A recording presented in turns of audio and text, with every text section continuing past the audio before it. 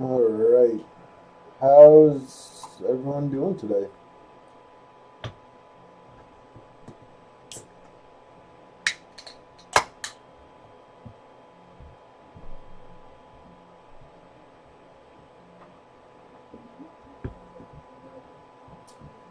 Hey, Thunder Keys, Delmar, Nick. How you guys doing?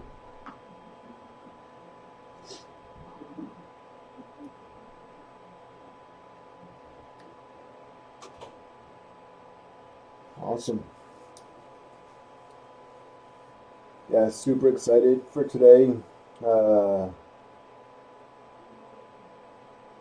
so I'm actually using the mic from the overhead. I did some testing yesterday and was pretty happy with the audio. Let me know how it sounds right now. I didn't change anything from yesterday.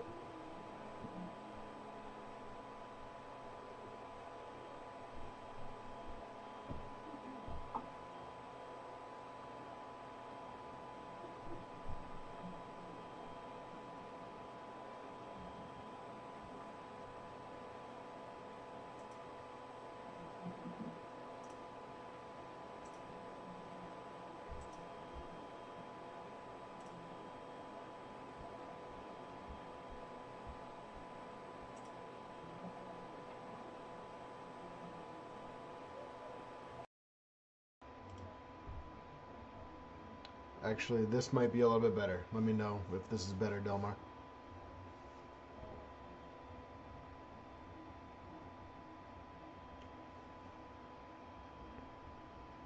Awesome. Cool. Thanks, Nick. All right. So today I'm going to dive into the Box Turtle build. Um, I wanted to start with the frame. However, I ran into some printing errors and the last skirt is being printed now. So I figured I'm going to start with the extruders and respoolers. I think the last skirt is going to be done in about an hour. At least that's what Clipper tells me. Um, but yeah, so I have a couple different materials here. Um, Actually, first things first, I want to show you guys this because I'm going to give massive shout out to Thunder Keys here. Yesterday, so I was having issues. My P1S uh, decided to kamikaze itself into a print and broke my brand new Fadus hot end. Um, so I was a little bummed out about that. But then, hey Armored, hey Belia, how you guys doing? Belia, sorry. How's it going, Rob? But yeah, Rob and a few other guys, including Thunder Keys, told me that I didn't need no stinking bamboo to do my multicolored prints. And let's see, these are the skirts, a little bit different than the ones that you find, but that's because Thunder Keys is a magician. And now I got a nice screen with my multicolored prints, matches the NG that is going on, and it's open, so I can put LEDs inside the box and make it a little bit more fancy. Hey Brian, hey Raven, thanks for joining. Yeah, I figured this out yesterday, so that in future viewers can see the chat. I'm learning this stuff as I go, so I'm happy with. Hey Zion, how's it going? I'm happy with the way the sound and video looks today. Swapped out camera for a better one after a little bit of testing. So yeah, let's rock and roll. Um, so I have spent a good amount of time looking at the instructions that Rob has put up on the Armored Turtle website. and hopefully I don't screw this up. So, but I got some big guns here that should be able to correct me as I go, and um, I think I want to start with an extruder for now. So I figured um, we'll build an extruder first, and then we'll build a respooler, one of each. And then, time permitting, if the skirt is done, then we can possibly move over to the frame and at least get the frame together, and then we'll finish up the extruders and respoolers on part 3. Um, Rob, Armored Turtle, how long should we expect the extruder and respooler to go together? Just one of each.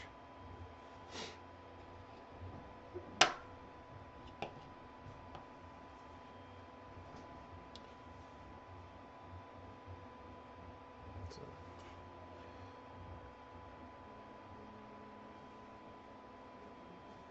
hopefully I didn't freeze.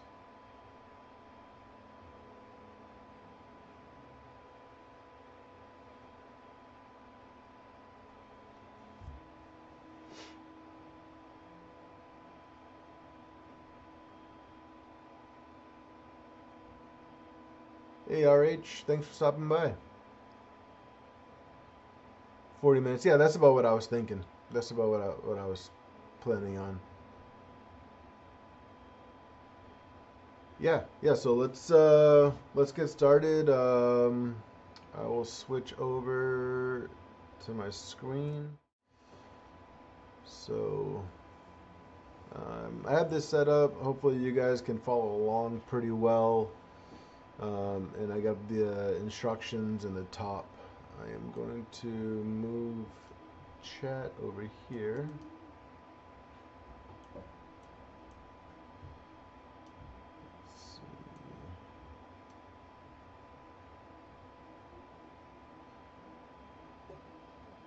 Hey Josie, yeah, seriously, I was not happy about that, but luckily the nice people over at Fabreeko are reaching out to Fadis to see if they'll replace it, since I don't know, I don't want to get into it. It's depressing. All right, so first of all, Rob, fantastic job on this website. This is amazing. So nice little interactive fanciness, and yes, I added my colors to it. All right, so starting with the first step, let's break out the heat press. It doesn't say it in the instructions yet, but when you put your motors on, make sure. Okay, that's good to know. Alright, so let's get this heated up.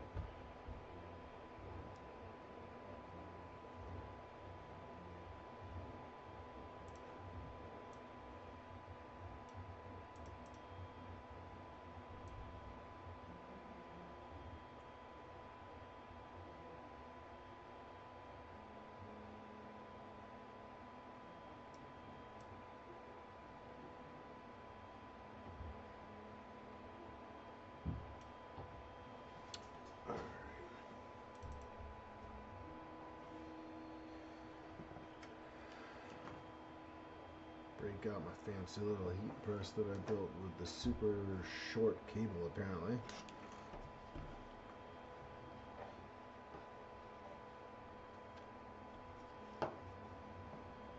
Alright, so it looks like we got one in the lid, right here. 3 here, and 2 in here. Alright, so Start off with the easy one. Or the solo one, I should say, not necessarily the easy one. By the way, these pictures are phenomenal. I'll probably say it a dozen times.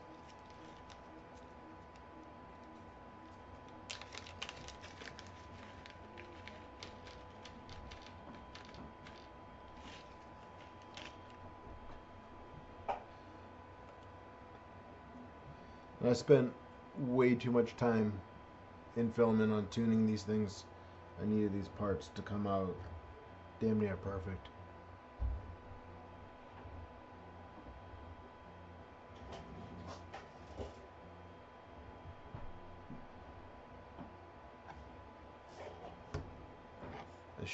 I made the mistake of showing Armored Turtle one of my earlier prints, and he called me out on it, so I had to go back to the drawing board.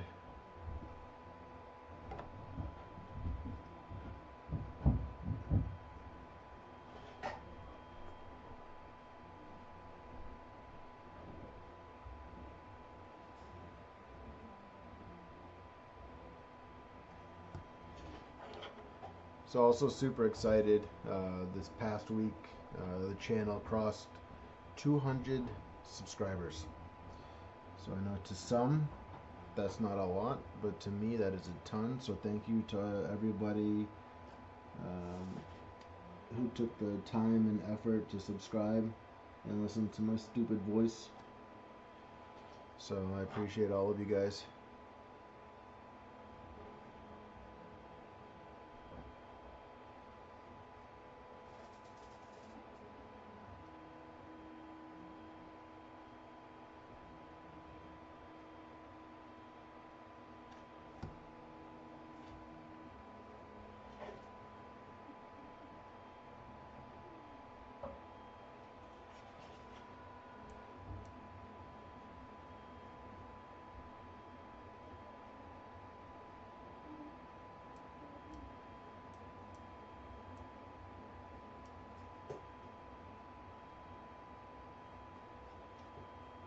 Hey, Mr. Wiz, how you doing?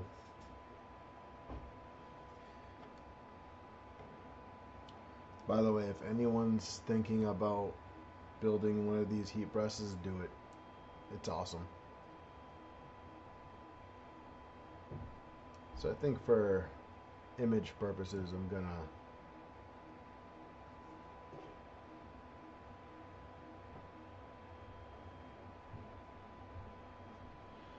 just gonna change the color of the primer just so I can see things a little bit better, but it's pretty straightforward.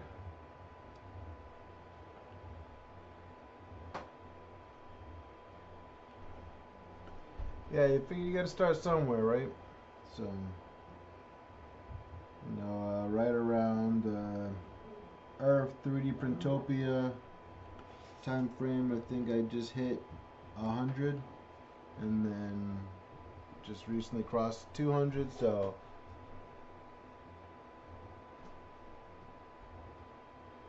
I'm glad you're enjoying it. Thanks. Yeah, alright, so that's the big thing is, you know, Modbot told me when we were down there, consistency is key. So I just got to get over, you know, my thoughts of, you know, my self-doubt, and just put the videos out for everyone to watch. So, you know, if they like it, they'll let me know. If they don't, they'll let me know. So I can adjust accordingly. Alright, so we got the heat inserts in. I think the pieces came out alright. They fit together well, so spent a ton of time.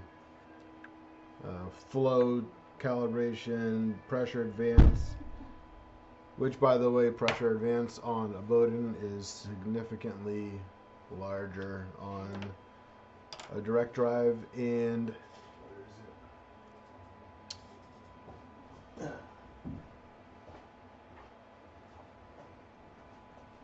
if you make the mistake of using your Bowden setup print settings on your direct drive and you don't realize it, this is the difference between pressure advance on direct drive and Bowden. So started off on the Bowden, I think it's 0.3 PA, and then I realized it. I just thought it was really crappy because it was my green NG. I just got it back up and running again and decided to throw a test print on, and I was like, wow, that's really crappy.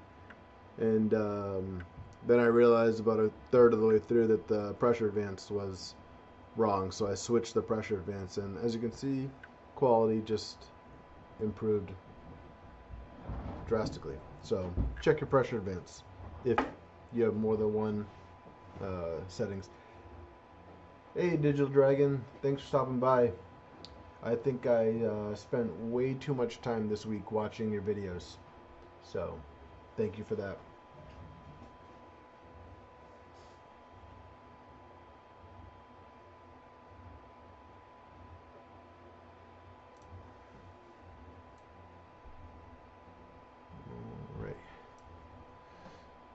So here we're going to break into the gear kit.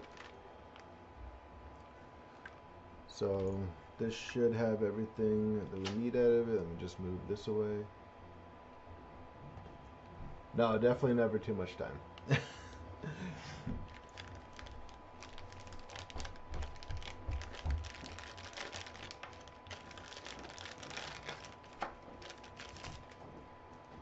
Oh, another thing for the group, okay? So I decided to print these gears from some Fibron.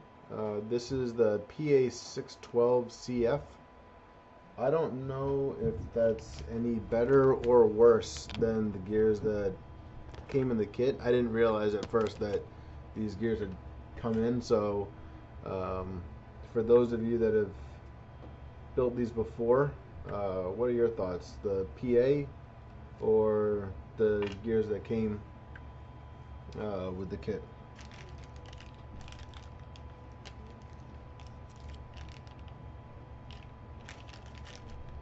Well, would you look at that? One thing I didn't notice is that the gear bag, each of them are individual, so one bag per extruder. That makes life extremely simple.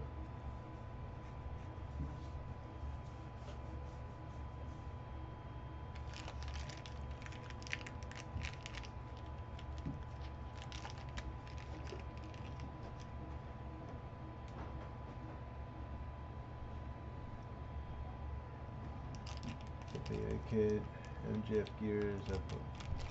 All right.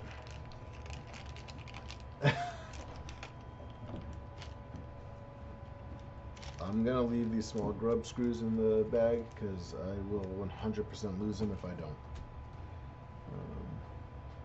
I'll use my gears then. Well, let's see which ones fit better. I don't really get ahead of myself. Alright, so we have the main gear and shaft, and we will install the other pieces. So yep, that's why I have the beta.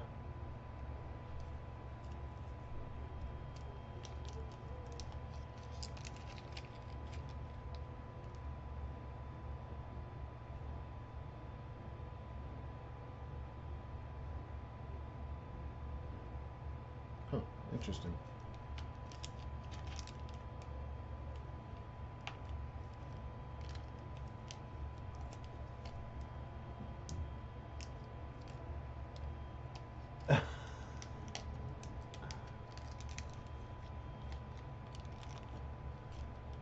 Ouch, that's gotta hurt. Is it just because they're so small, or? Right, so I'm actually gonna pre-install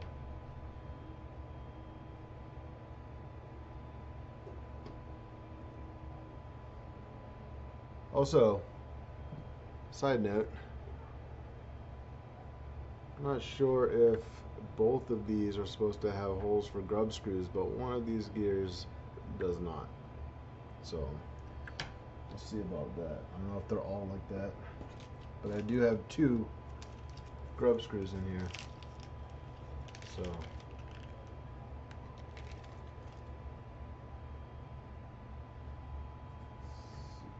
here.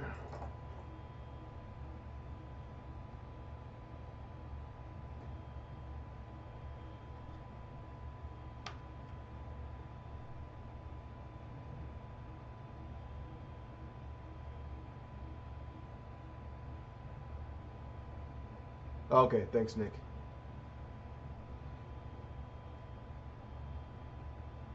I was just curious because they put 2 grub screws in the bag, so.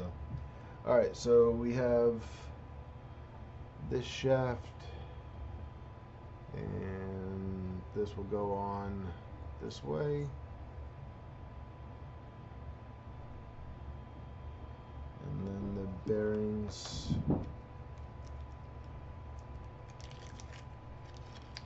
on either side.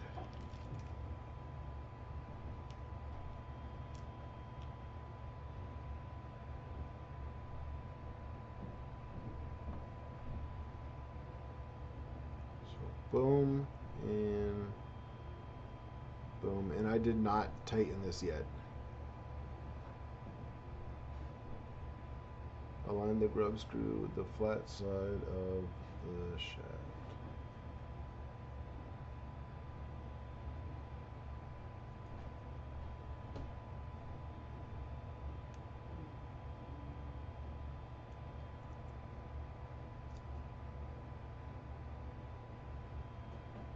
Okay.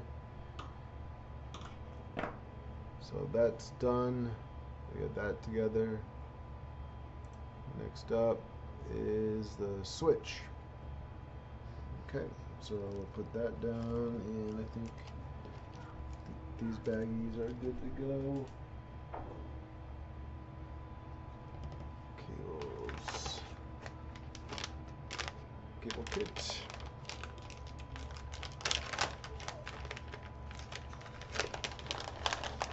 I'm just going to take all of these out.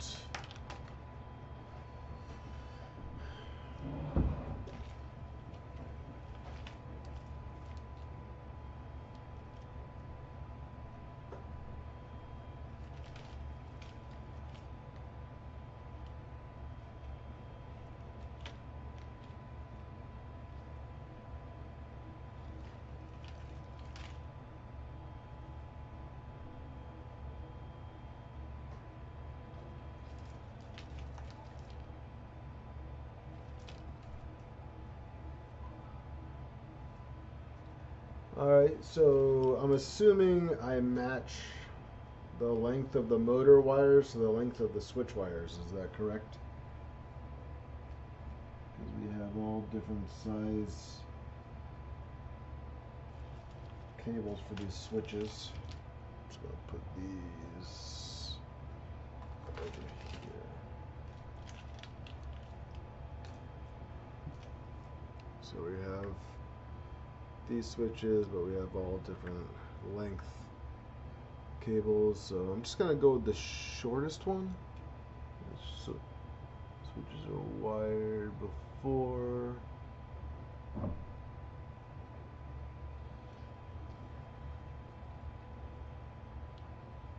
What's the general consensus on the wire length for these?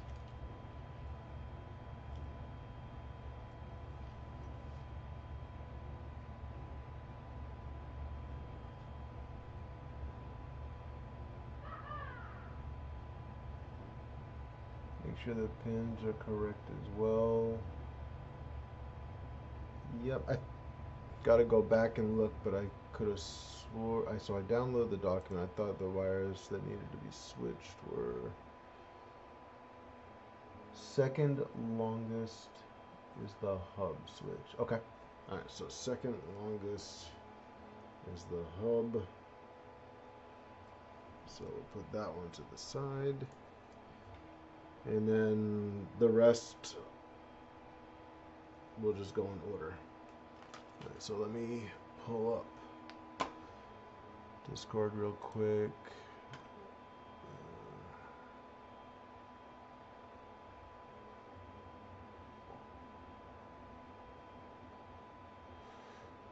Pin messages.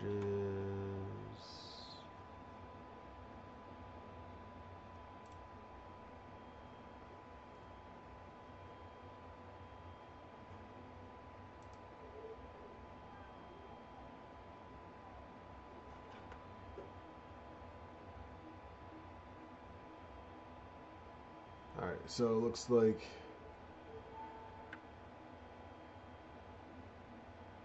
this needs to be switched so that this outside wire goes to the inside.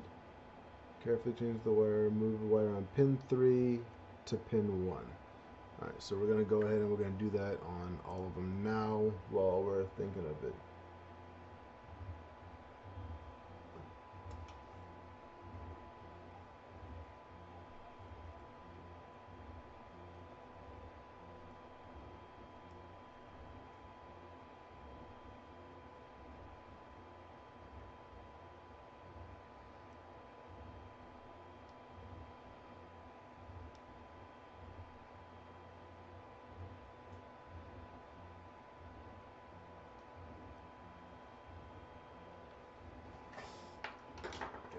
Tool. Wire lengths are in the docks. Alright, thank you.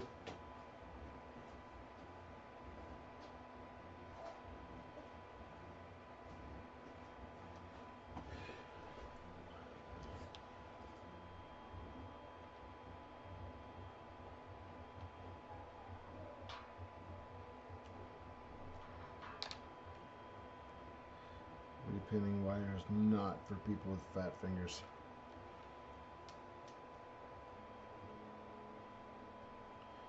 Alright, repinned to match the drawing, so we will carry on. So, what we see here is in this little groove, right down in there, we're going to drop one of the MR63 ZZ bearings. So let's grab one of those out of the bags. And I have everything laid out over here. So here we go.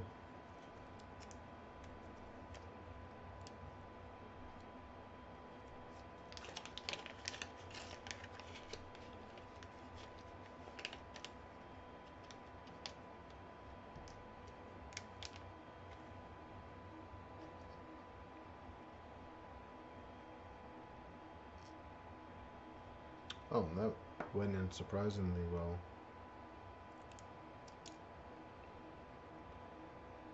I don't know if you can even see that, but it just dropped right in there. And then the wire goes through first. And then we have it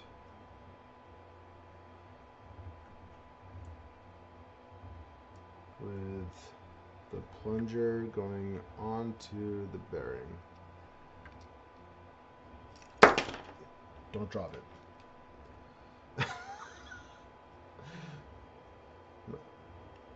Live too, I can't even edit that out.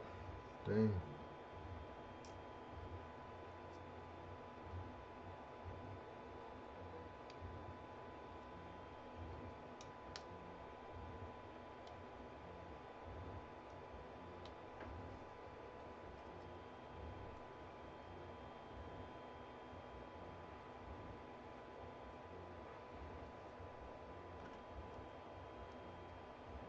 Alright, that fit nice and snug in there. And actually the wiring kind of helps it hold it in place. I know there's some concern about the pre-soldered wires. A little bit of a tight curve, but I don't see any real issue with that. So it's nice and flat in there. Okay.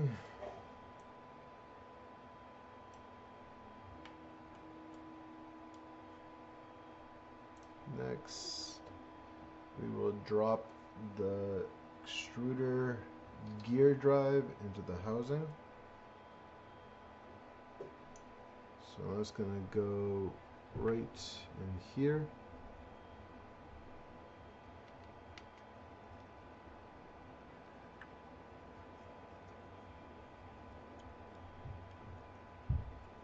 Spins nicely.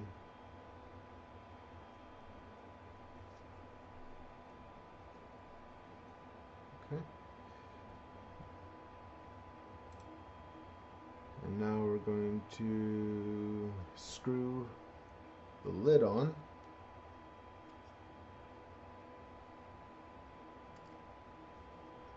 The right way. And we got our M3 by 8 socket head, which we have a ton of. And we need 4. I love these screws. Weirdo when it comes to stuff like that, but yeah, these screws look phenomenal. The coating on them is just perfect. Insert the motor plate, the screws.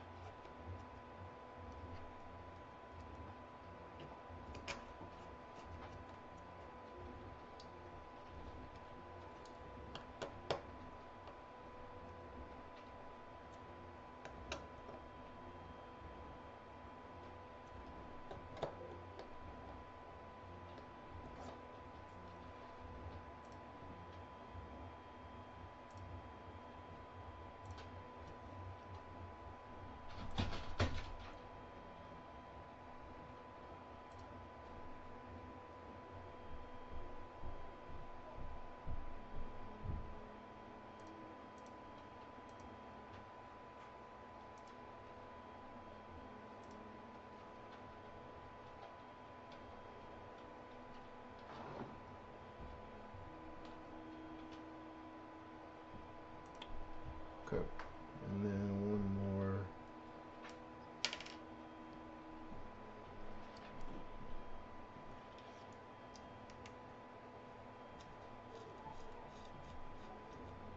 And here. Alright, so there we go. So far so good. And now we will insert a piece of filament to ensure that the drive gear is aligned appropriately, and then secure the grub screw.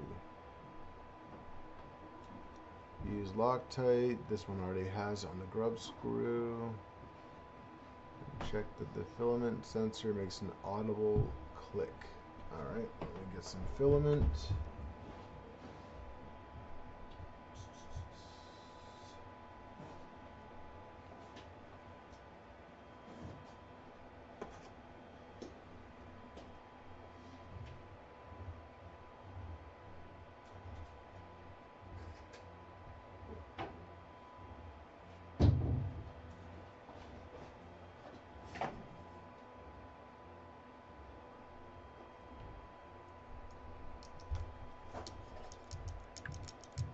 Not sure if you guys can hear that, but it does click. And I need to make some adjustments.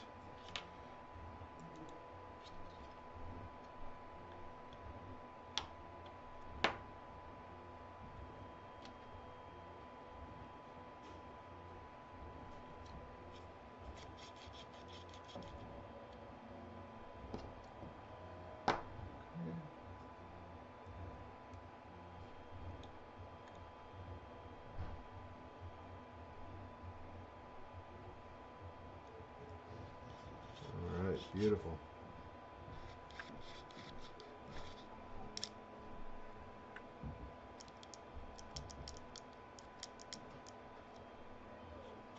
Goes in nice and smooth.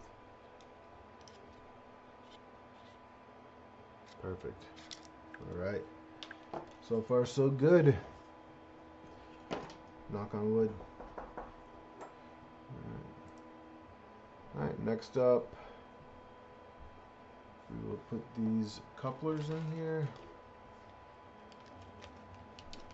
They are supposed to be tight. You guys are quiet today.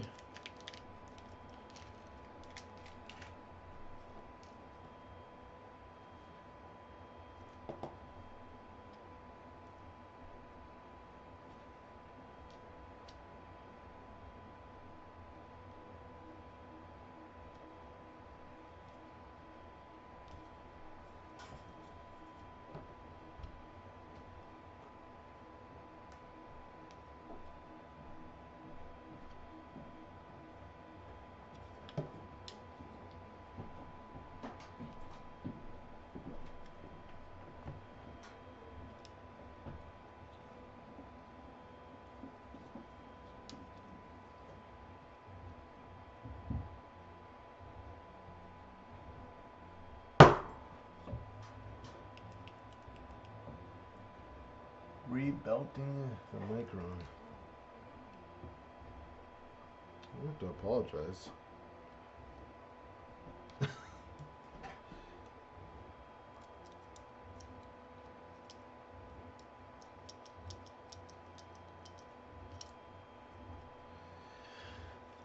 Okay, and one more.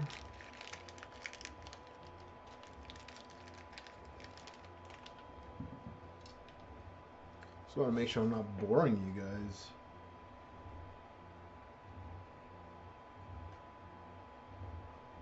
There's a nice tight fit in there. Okay. So those are in. And filament path is still good.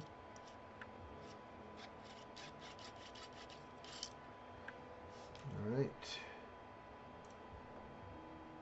So this part I already did because I think the support removals are super cool and I couldn't get enough of it. So alright, so now is the time to lubricate the needle bearings. Alright, so assemble the idler by placing the 2 needle bearings in the idler gear and slide the pin in the assembly. Mind the orientation. So we're going to turn this like this.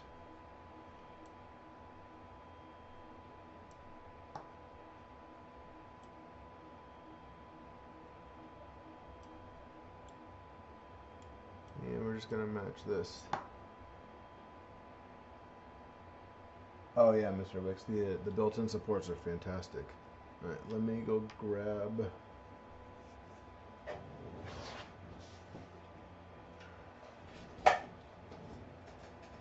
Alright, so it's been a while since I've lubricated these. Is this the correct stuff to use on this, or should I use something different?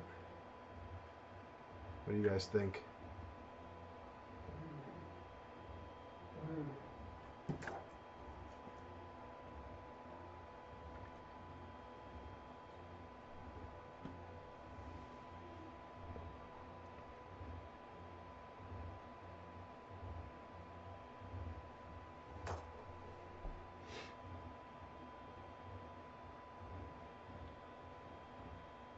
I think I have some of the thicker stuff.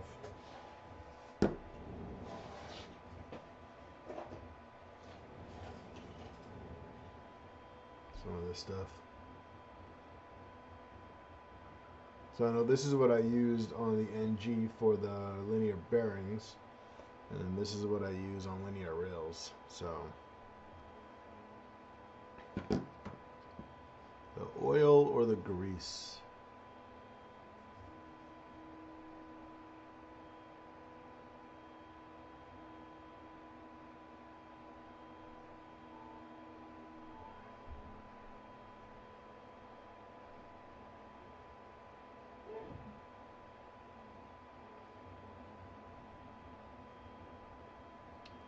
Thunder, you said the oil. Oil's fine.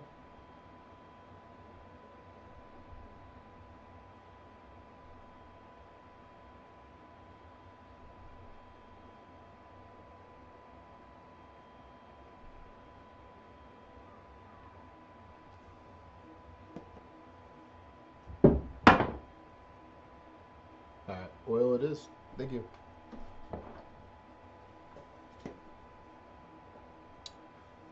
Yeah, I'm gonna grab a towel though.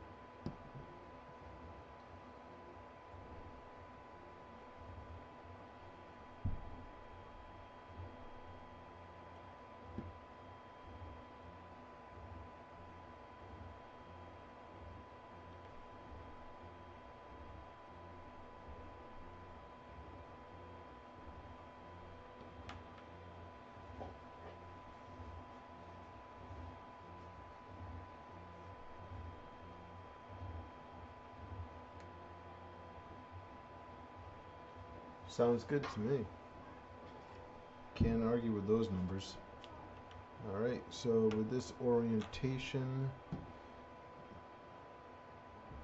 filament path is up, so we're going to go ahead and snap this in place.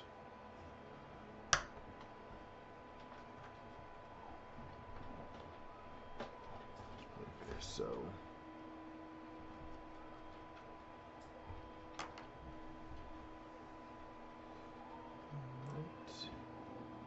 and now we're going to take one of our 330 button head screws.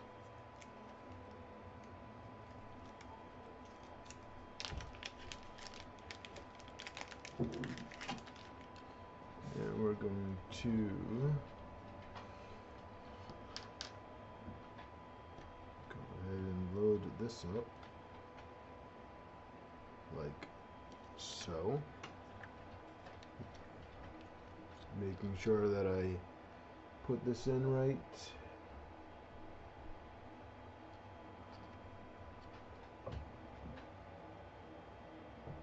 Hey Lilo.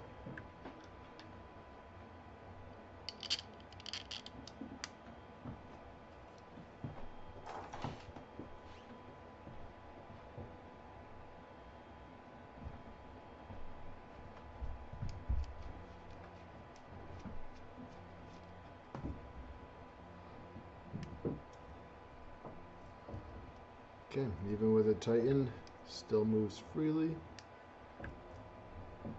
Very nice. Okay. Do not over tighten this. The guy there should, yep. Alright, and now for the thumb screws, the cool ones.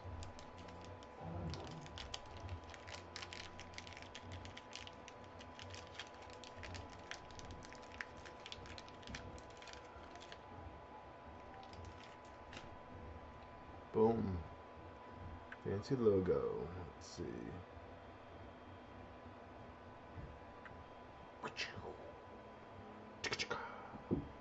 Sound effects. Because I don't have a fancy button to press like a bunch of the other streamers. Alright. Thread the tensioner through the guide until the spring engaged fully. 2 1/2 turns further. So let's go ahead and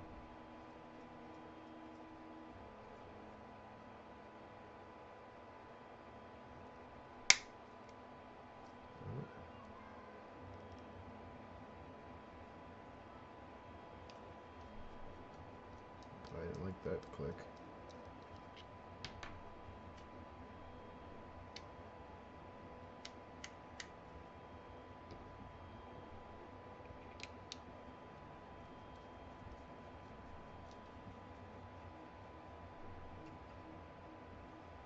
Okay.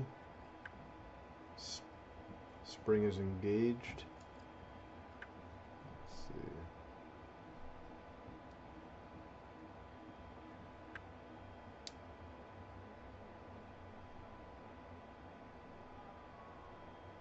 Alright, spring is engaged, so we're going to go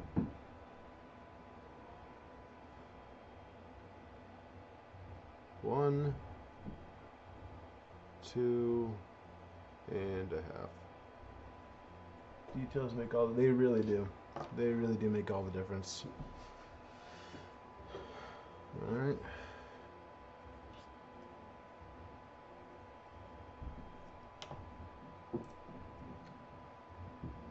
Alright, so now we're going to insert the filament through.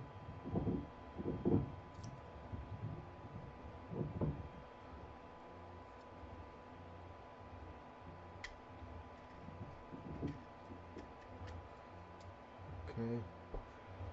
I'm going to adjust the grip. Let's see what this says. Alright, so note the extruder gear should have a good bite into the filament and everything should spin smoothly as you pull the filament through.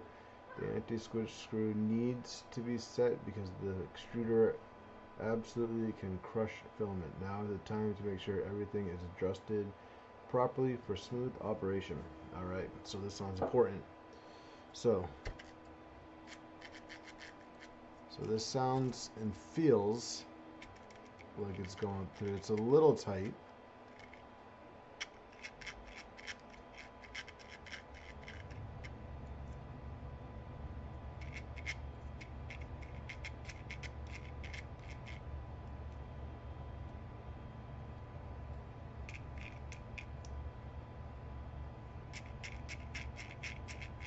That feels better.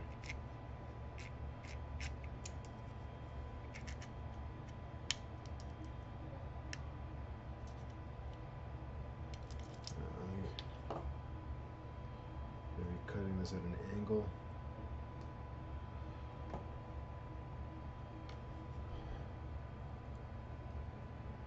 I was driving, so that is why I was, oh, okay.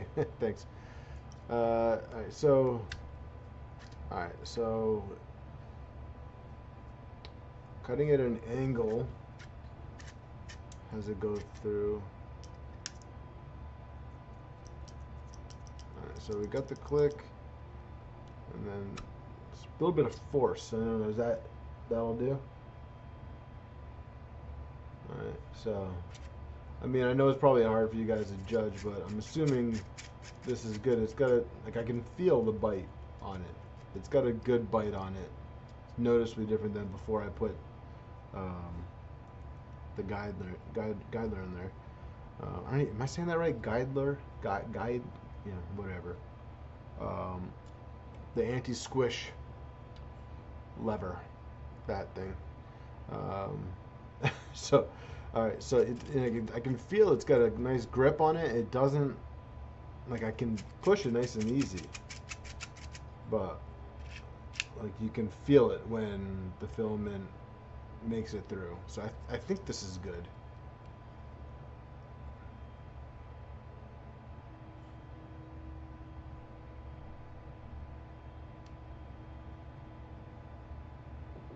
You can tweak it some as needed later. Okay.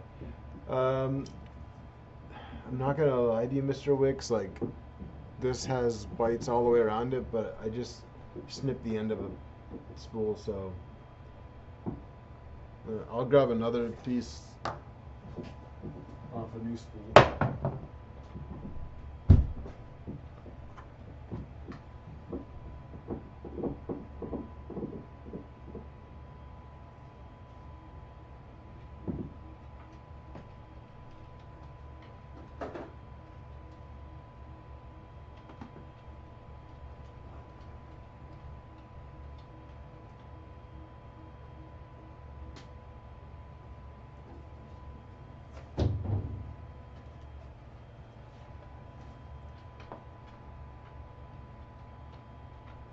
Oh yeah, the logos. The only thing is I don't know which orientation this goes inside the machine, so you know those people with OCD, they might get triggered by it if it's not pointing in the right direction. But all right, so here's a brand new piece. Let's see what the teeth looks like going through. All right, so oh yeah, this you can see. I don't know. This probably won't even pick it up, but there's a good amount of bite in it, but it's not like deforming it. But you can see the bite. Like it's going in super smooth, and then like you can see the bite in it, like and like I don't know if you can hear like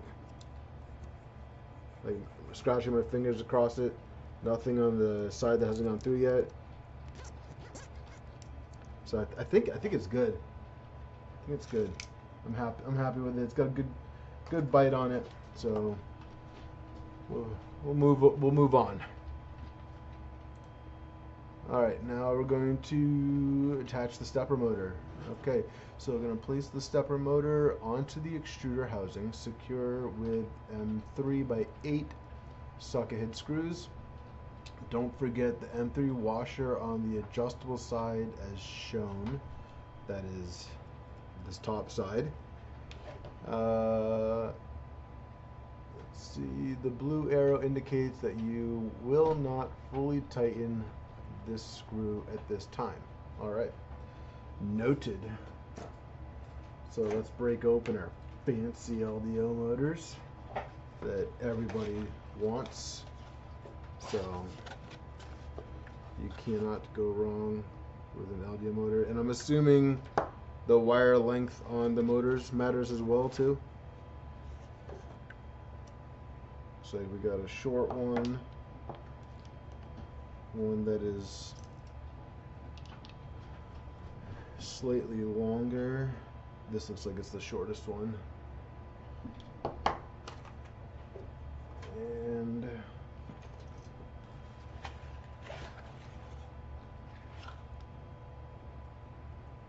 this one is even longer. And this one is the longest. So I'm going to match, because it just logically makes sense, the shortest motor cable with the shortest end stop cable, and hope that that was the right choice. So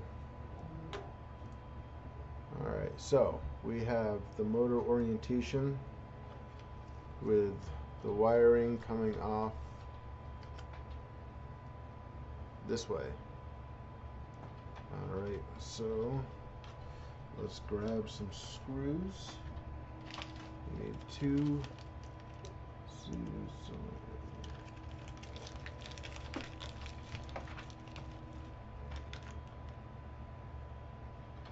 Oh yeah, repinning them would be, I mean, it's pretty normal, but it's just that that extra touch that's just really nice.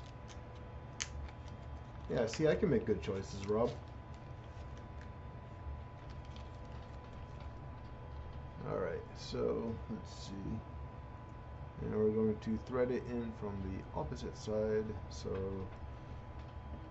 screw with washer. Just start it so that it stays in place. And then screw without washer will go through here. And we will secure the bottom one. Make sure that one is tight. Not too tight.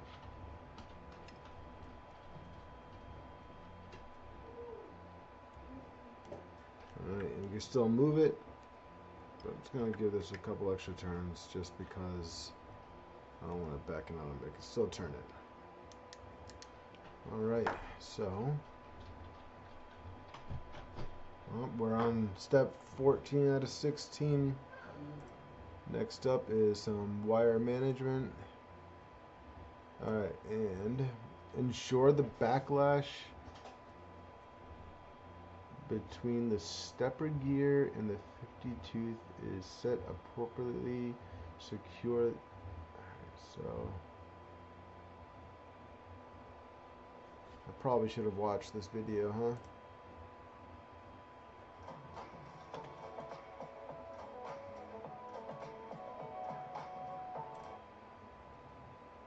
Hi, this is Dave.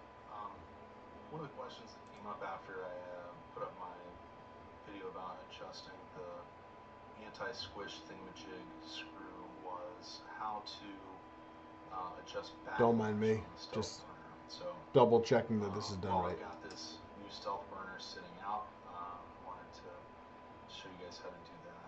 So the important part about backlash between the 50 tooth gear, which is right here, and the 10 tooth gear that's on the motor is you've got it set like I've got it right now and pushing back and forth. There you go, Dave. There's no play between those two gears. Now that might sound great that everything's nice and tight, but what's going to happen is you're going to prematurely wear the plastic gear here because those teeth are too tight. You want a little bit of play between those, but not a ton. If you've got too much play, then it'll be imprecise. If you've got not enough play, like I said, they're going to wear prematurely, and that's not a good situation either. So to adjust that, obviously we need to move the motor around a little bit. We want to loosen up this screw.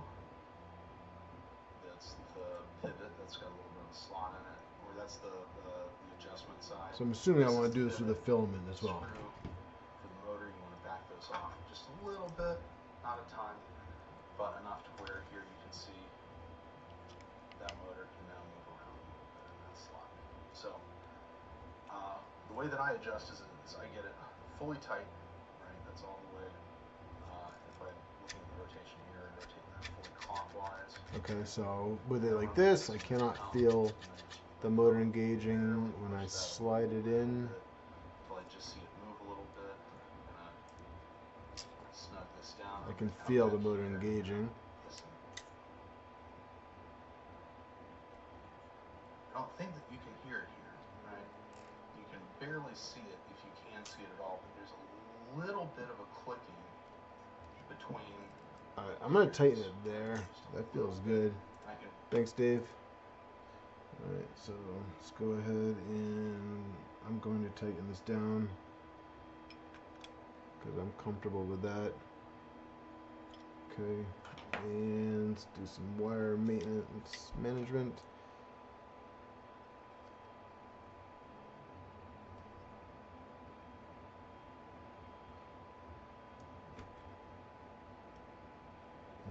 I am going to put the same fancy twist that is in here and lay them flat like so, and grab a zip tie. Yeah, it definitely feels like an art. So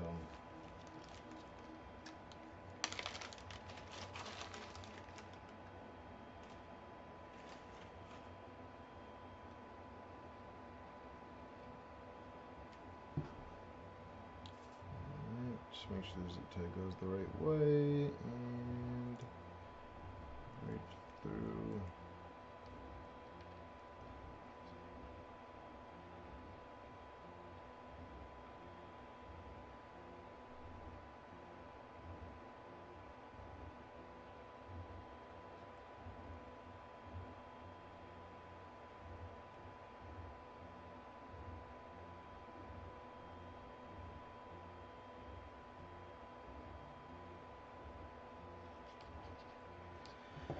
There we go. I knew you'd cooperate with me.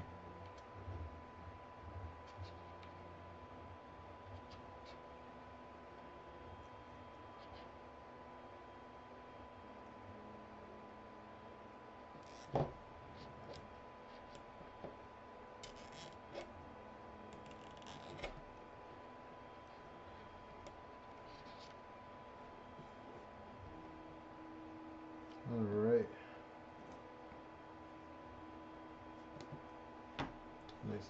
clean. Right in the trash. And boom. Alright. Let's make a couple more of these. So that's one done. Not that bad. Not bad at all. Let's move on to a respooler. That one should be fun. I'm excited for that.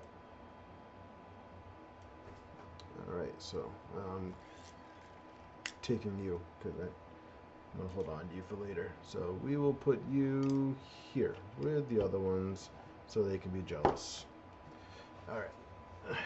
So, alright, let's pull up the respooler. Boom. No, we're not on 24. Alright. I'm looking forward to doing this one. This one's going to be pretty cool. Although I do think that we need to do some soldering, right, Rob? Gotta move around the wires and the LEDs. Not because of the beta kit, just because of the positioning of the solder. Alright, so gonna use these ones for this. So we got right frame, left frame, and motor mount. So that is these guys right here. And I saved these ones for you guys. No? Oh, the LED should be good? I don't have to resolder? Perfect. I don't want to. I want to put this kit together as much as possible for these. Alright, so check this out, you guys. So this is how it comes out, and you can see in the directions as to break away the supports. That's this right here. Look at that. Look at that. Look at that. Zero effort. Zero effort.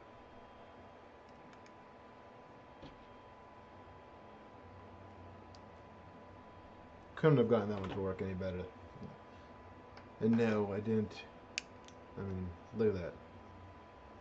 Just perfect. Just comes right off. In case you don't believe me. Look at that. Look at that.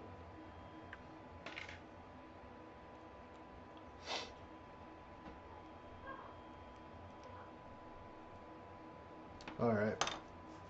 So that was an easy step. Details, man. You're not joking. Details.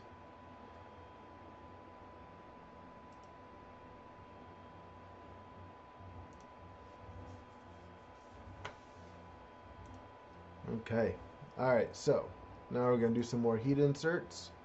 So let's bring this back around.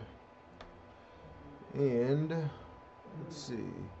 So we'll look at it this way. Oh, and we get to bring the other piece in here. So we got one in each frame half, and two in the motor mount, and one in the gearbox cover. Alright, so let's get some more heat inserts. That makes 5. Okay. And underneath the supports that we just so easily broke off is our hole for the heat insert. So let's go ahead and get that in.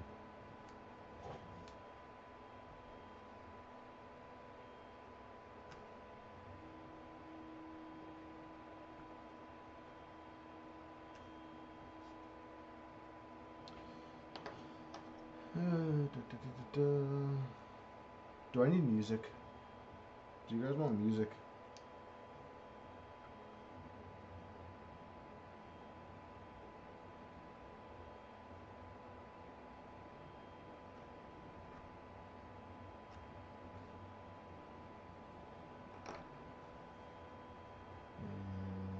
Side right here.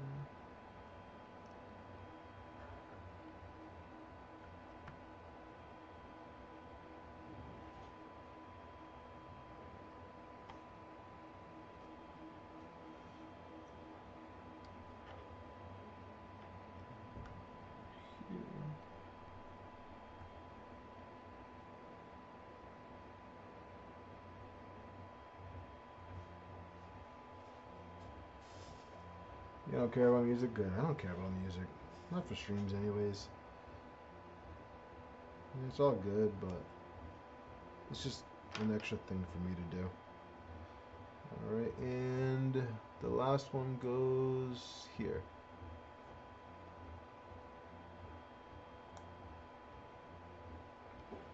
I'm not going to push down, I'm just going to go up.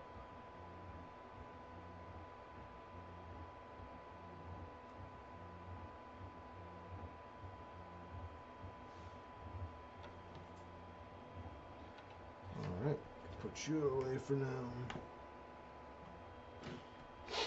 And next step. Alright, another one of these guys.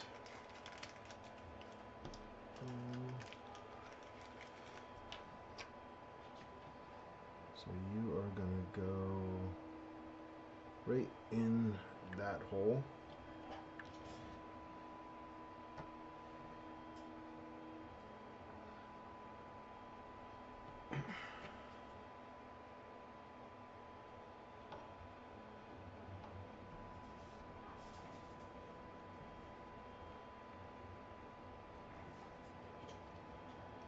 Yeah, these things are no joke.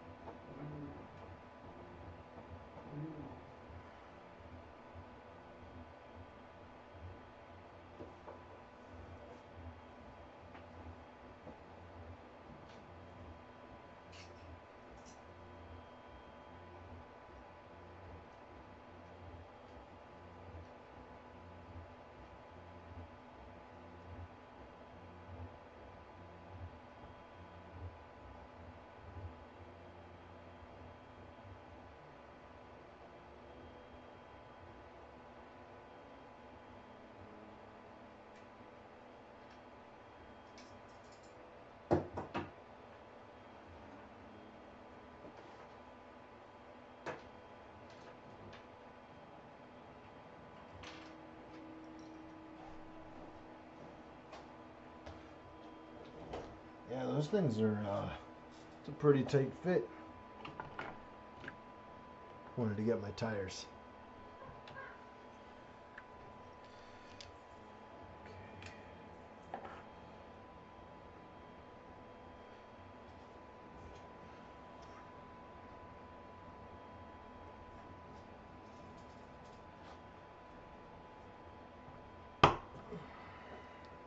Alright, so that one's in. Whew. Alright. So now we're going to do our magnets. So let me get a little bit of glue for this one, just in case. Alright, and the magnets are here.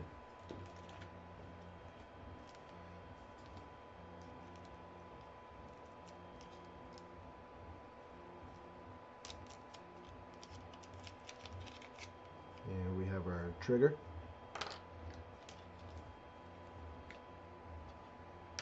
I'm going to put a little dab of this glue in here.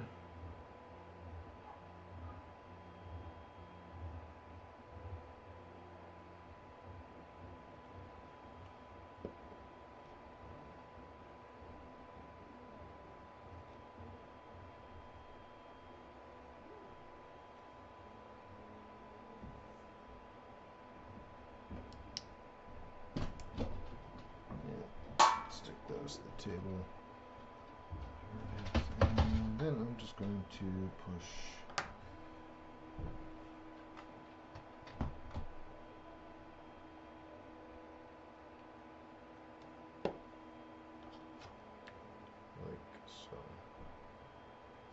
Boom.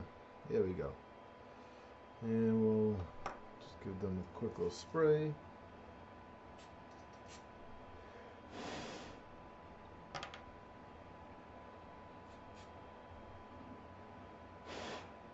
Alright, that should be good. So now we have them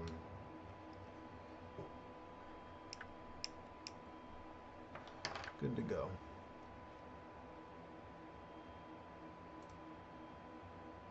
Alright, so now we need an MR63 bearing. Okay, looks like it's the same one as before. And M3 by 10.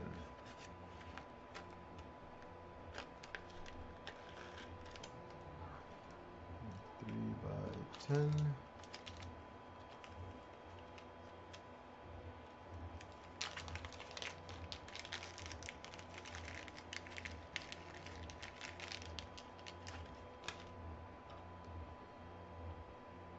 Alright, so going this way. Oh.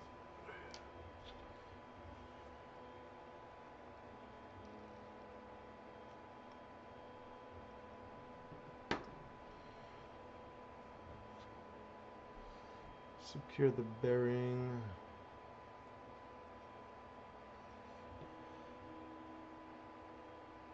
So this is just gonna go right into the plastic.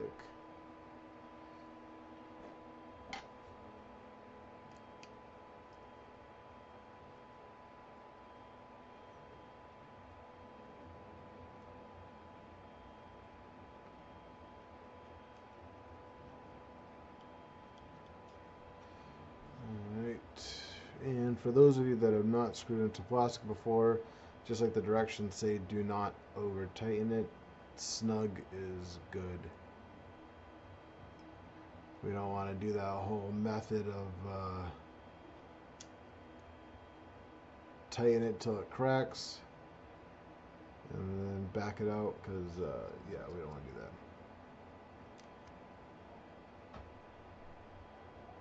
Actually, yeah, that's good. Okay, and we're gonna do the same thing on the trigger. So let's grab another, oh, this is an M3 by 8 and another bearing.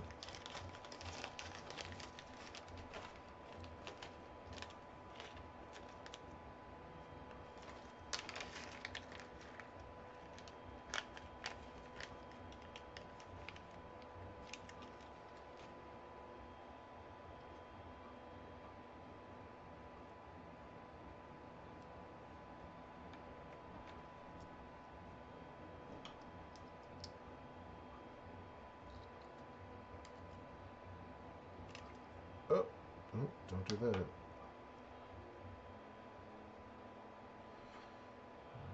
so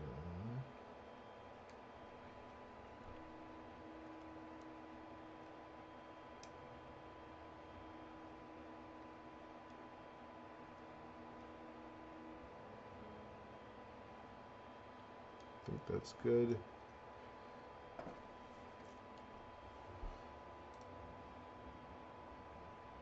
Alright, and now we're going to get our 30 tooth pulley.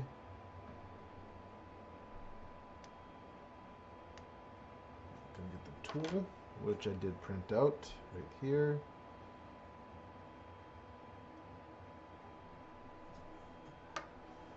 And grab our, nope, our 30 tooth with the lip down. And our 80mm shaft. Alright. Place the gear shown with the lip facing down. Gently drive the shaft into the gear until it reaches the bottom of the tool.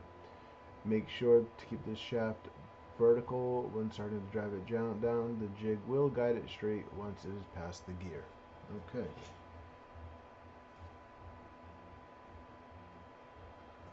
Alright.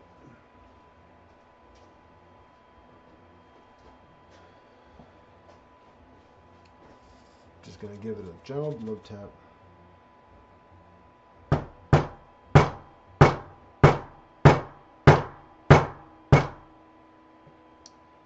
She does not want to go in there. This is the one I printed.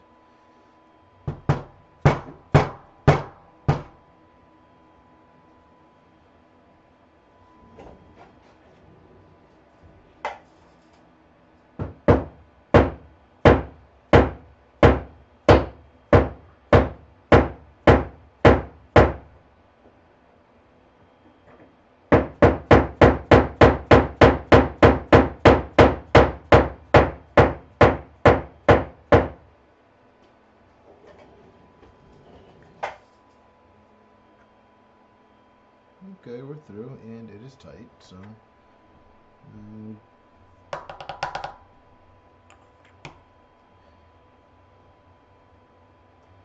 just keep going.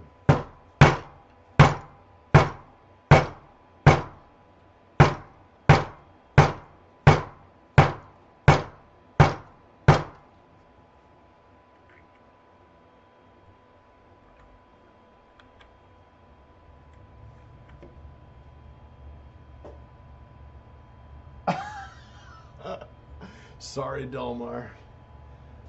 I mean, it says drive. I mean, you would have thought that it would have been a little bit of a louder segment.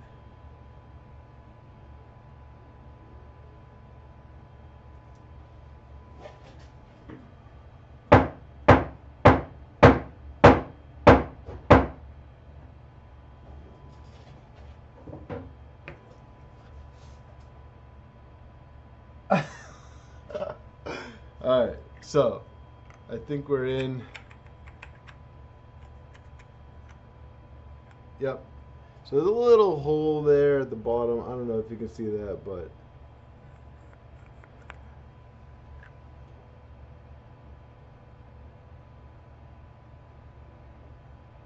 the K1 Max I don't think is running mainline clipper, but there are some videos that that have, yes, headphone warning. Sorry guys. Headphone warning.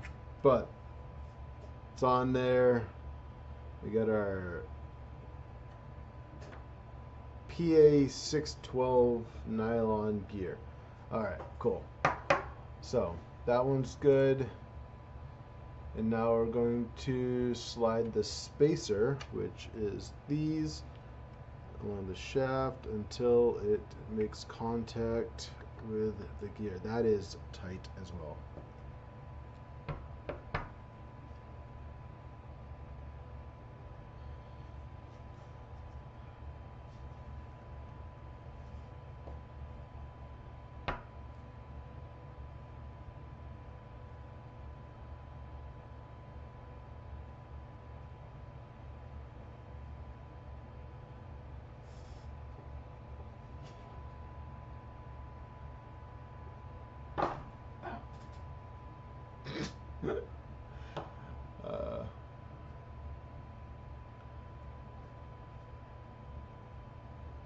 It's tight.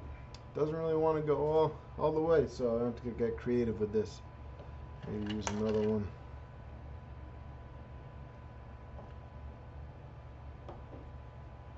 Headphone users beware. I don't want to get Delmar upset.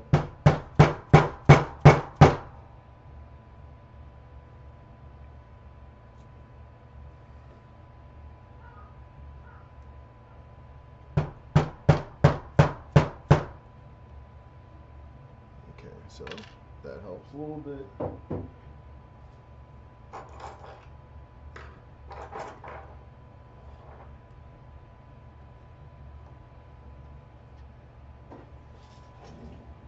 I'll step away from the audio.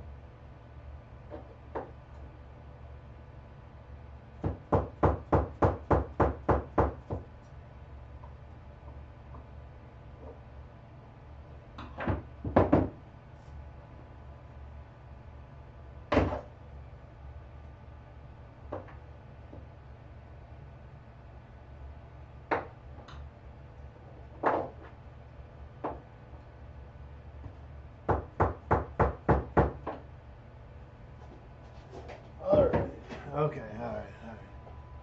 I'm just lucky that oh yeah. Yeah, I'm surprised mine didn't go crazy.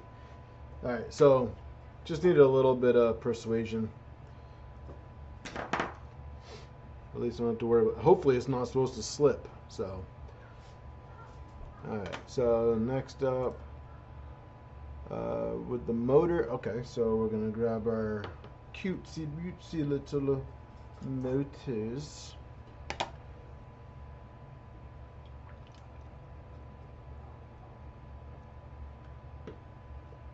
Alright. Alright, so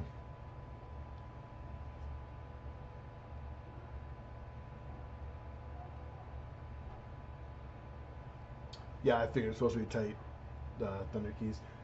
Nick, what is their preferred hot end mounting system with cutter for this? So this kit comes with the Filametrics, the hardware for it. This is gonna go on my NG, so I think I'm gonna have to get creative. So, alright, so let's open these up. Grab one of these itty bitty motors. Now, are the length of these wires all the same?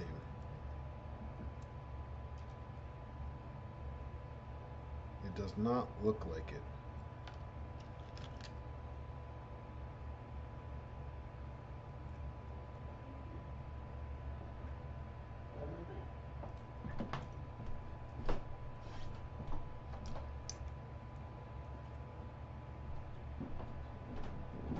Dragon burner.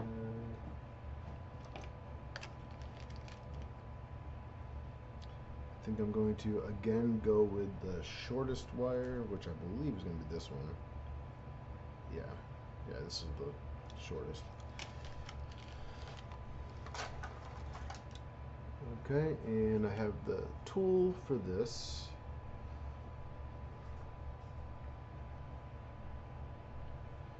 And that's going to go in here like so. Not sure if you guys can see this. Fits nice and snug in the tool. And then we're going to place, align the D cutout.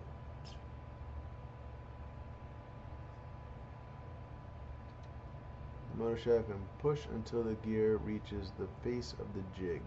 Note, the fit of the gear should be snug but not require a lot of force. We'll see about that.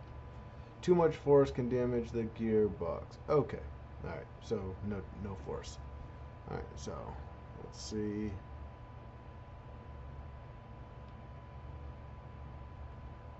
I may have to clearance this pulley up. What is it?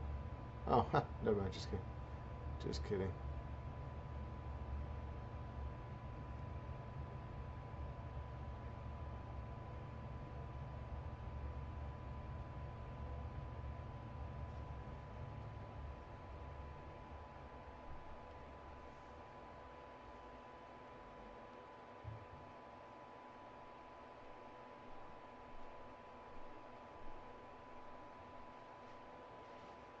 Alright, we're in.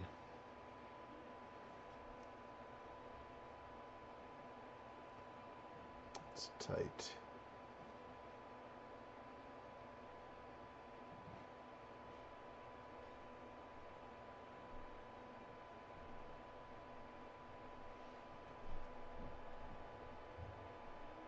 You did. Okay, so you just pushed.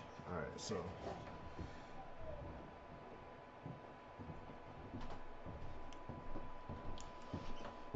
it's coming through. Just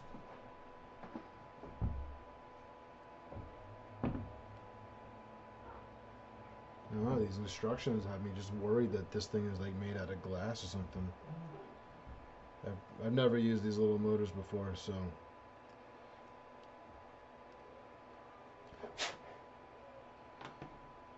no hammers on this one.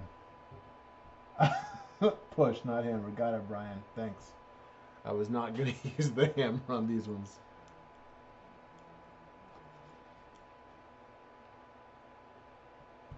Oh, there we go.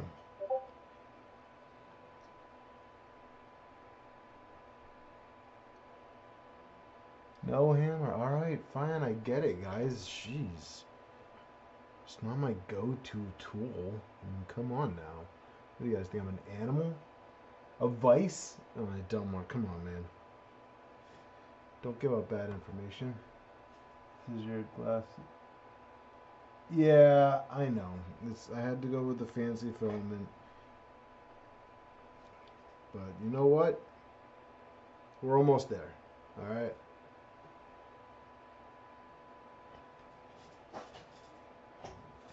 I have a hard surface right here.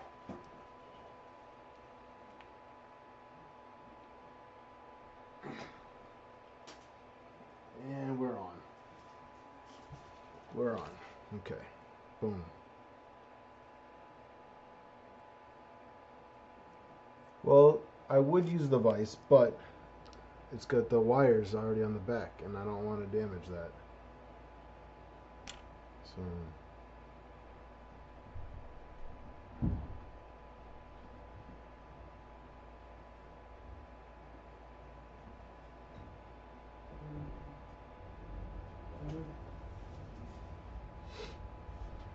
It's on, okay? It's on, guys. Mr. Wicks, you know, I'm Nick, sorry. What I did his method and I pushed into the table and everything came up just fine. Nothing's broken. I appreciate it. Alright, so now we're gonna do some LEDs. Alright. So before installing your LEDs, ensure that the wiring harness is the correct length. Press the diffuser into the light box. Orient the NeoPixel. Alright, so LEDs. And I'm assuming it's going to just follow the trend of using the shortest wire length, because that's what I'm going to do. So we have one, unless they're all the same, which would be sick. They are all the same. Alright, so we take our LEDs, all the LEDs the same way. Just said that. Thanks. Alright, so we need you, and you. Alright, so yeah, it's like my clear ABS. Look at that.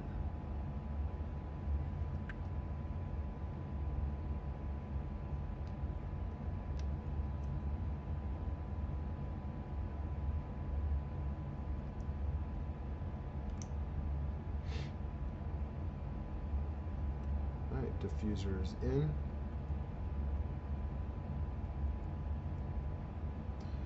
Alright, LED goes into this one. Oh, hold a second.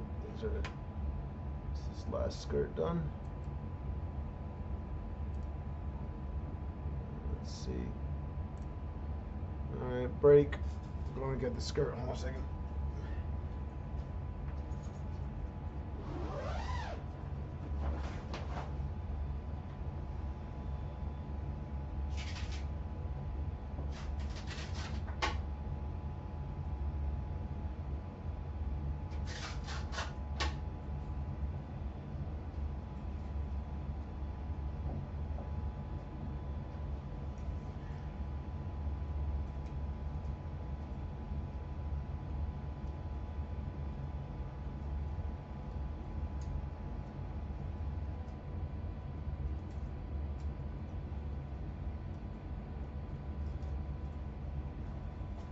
Look at that.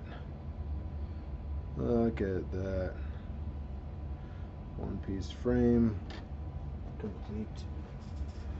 I noticed that the PCB for this is light with non-lighting more lanes nor support a touchscreen mod.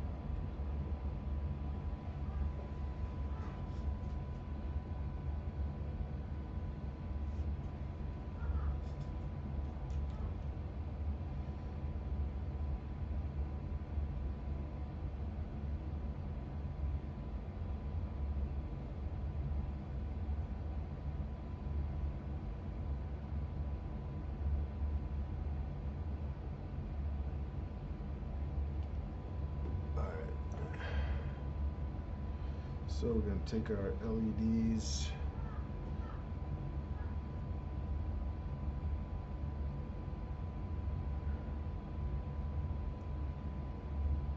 So we're just going to fold it back.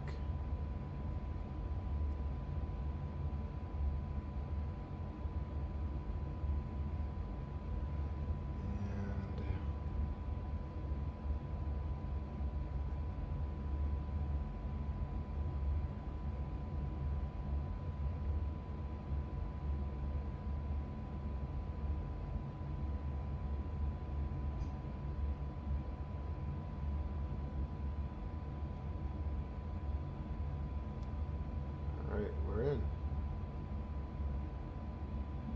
That was easy.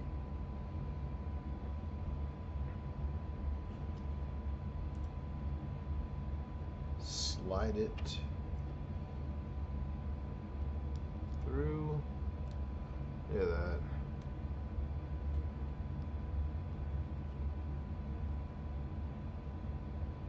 Watch. Watch. I break it right now.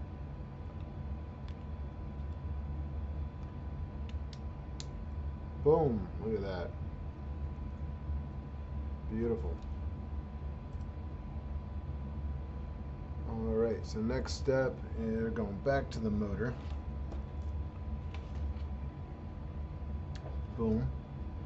And we are going to get the motor mount, which is this bad boy right here. Slide the N20 motor into the groove on the motor mount. I see that. Make sure that the wires are facing up when the motor is in place.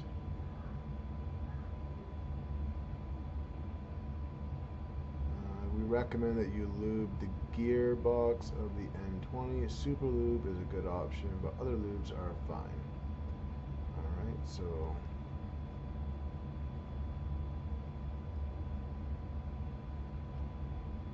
going to go that.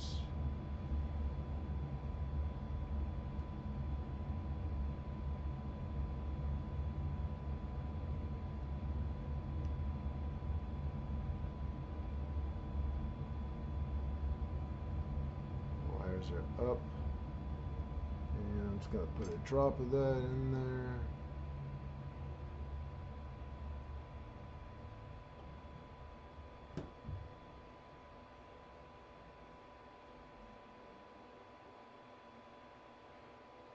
Okay.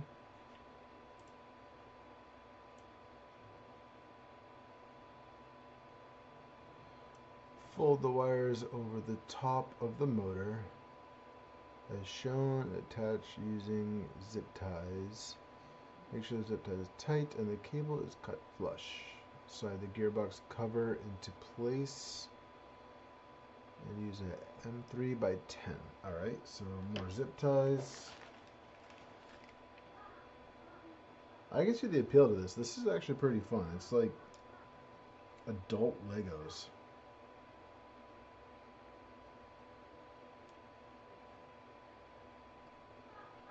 And the directions are really well done. So, great job, Rob.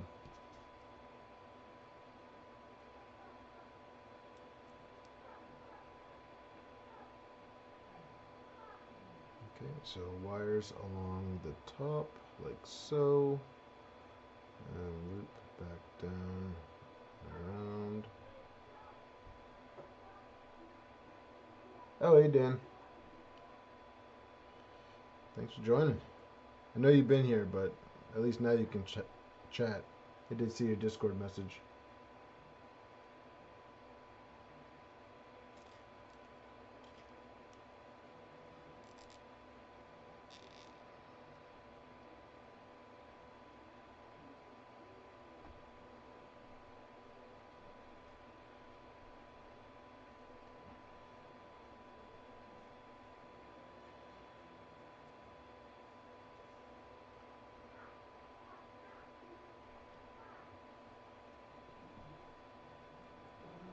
Kind of trying to make these as neat as possible.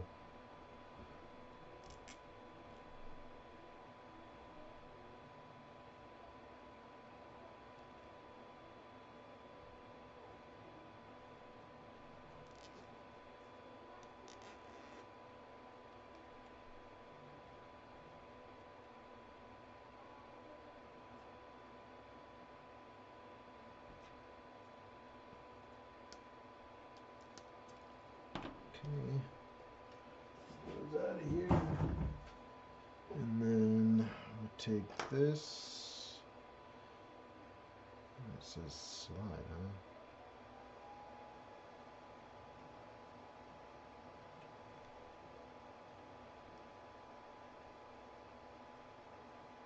I see. Ah, okay, that's clever. 3x10.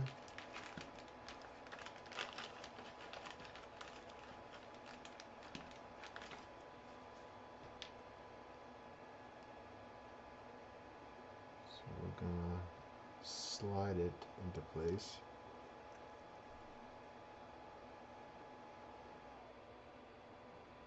And the bolt goes in from the bottom.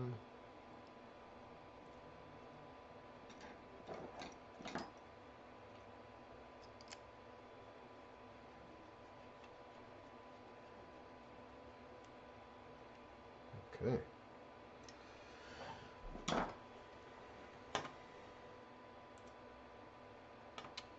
Alright, so now we need the MR 148 bearings. So we got those over here. Make sure the bearing is flush where the outside faces. Alright. So let's grab these two. And we will grab our halves. They go face up.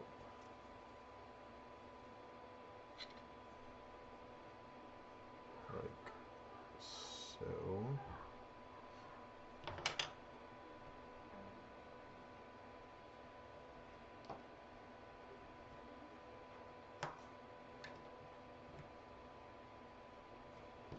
Okay.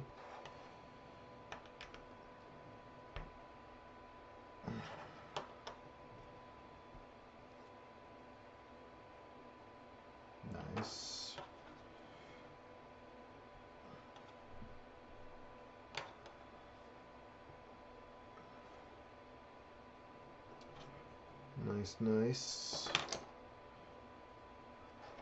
Okay. And now we will slide the frame left,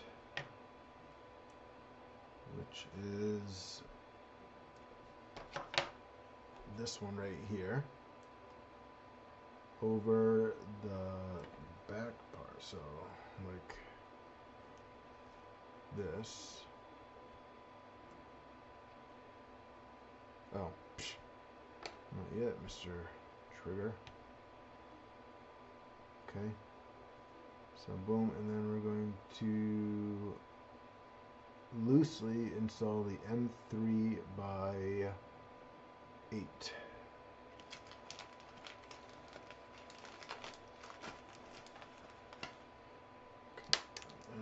Maybe next time I won't drop it. Maybe.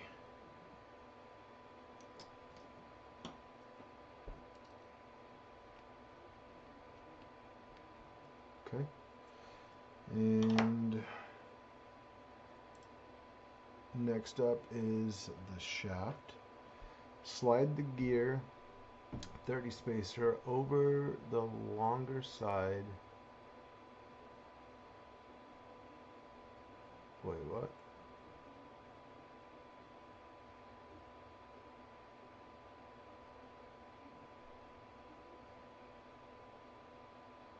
That was done in a previous step. Okay. Slide the shaft with the 30 gear teeth into the bearing. So if I'm looking at it like the image, it's going to go in like this.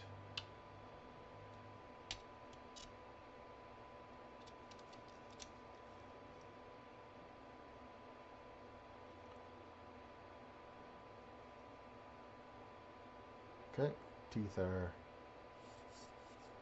okay. Looking good.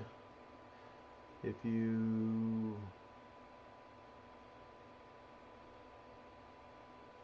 left the screw loose in the last step, you should be able to slightly pivot the shaft and gear.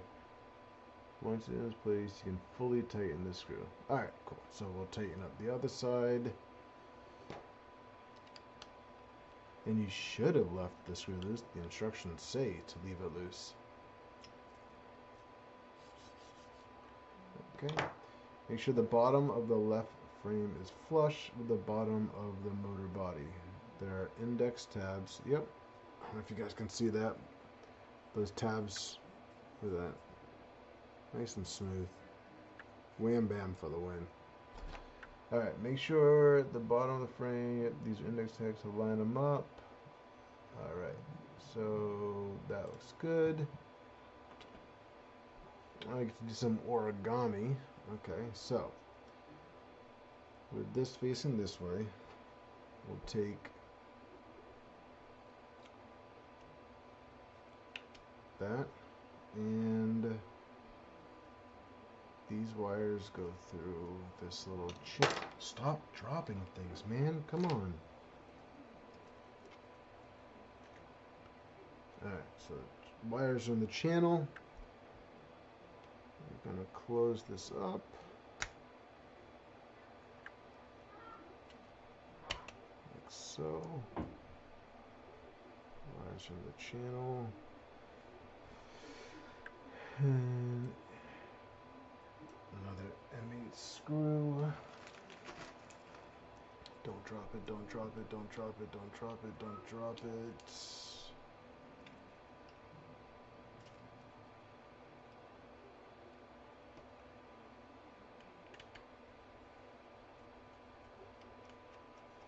This one can be tightened all the way because the instructions say so. Matching the index. As you, alright. Through the supplied channel. Got it.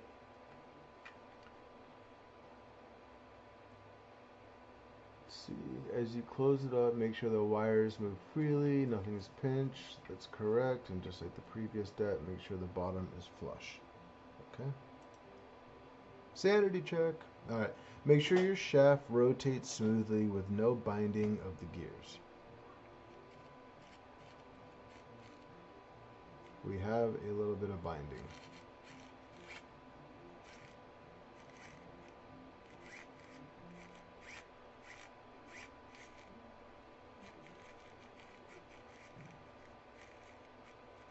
Alright, let's back this out and figure out what's going on.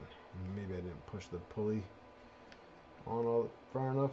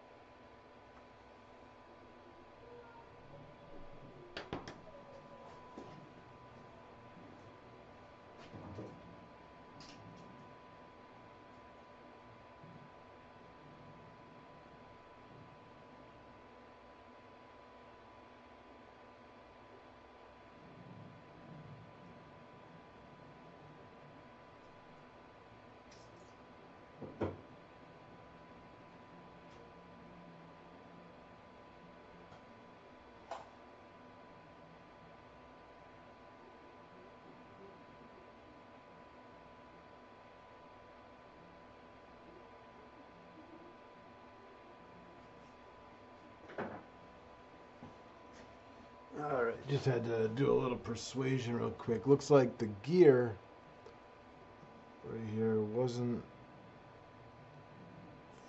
fully seated. And now they're just about level. So we had a little bit of binding, but that's why the sanity check is here, folks. Okay. That is why the sanity check is there. Let's get these wires back into their channel.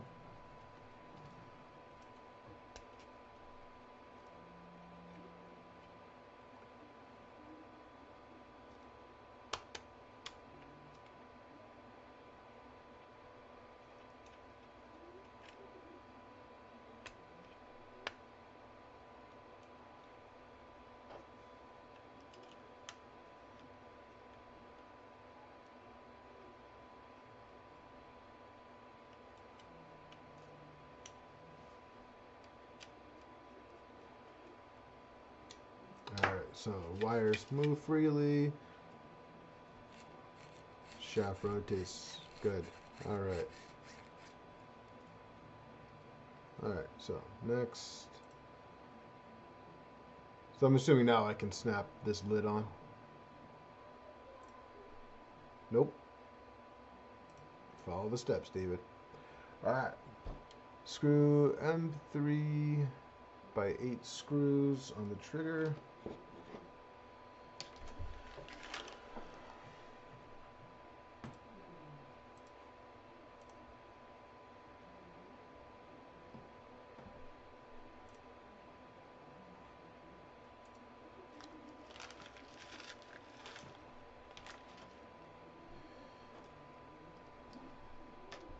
I'll leave about 3.5 millimeters of spacing.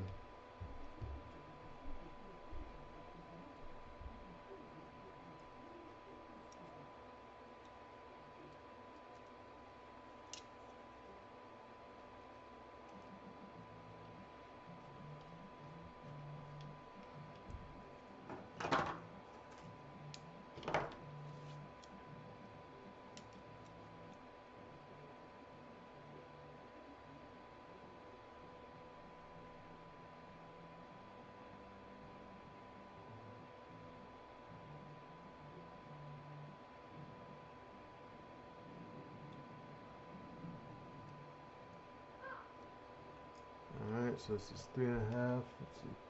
Imagine that. Don't do things. Hey man, that's why I'm here. Okay? Look. Okay?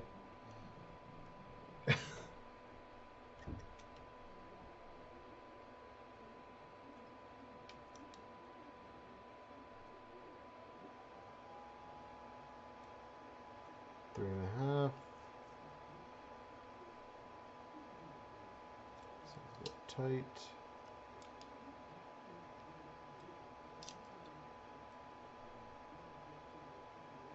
Another quarter turn. Okay, that's 3.5 on both sides. Alright, so we get the magnet, bearing, screws. Drop the trigger into the respooler as shown. Ensure the screws are not rubbing the sides and the trigger is able to move back and forth freely. Okay, so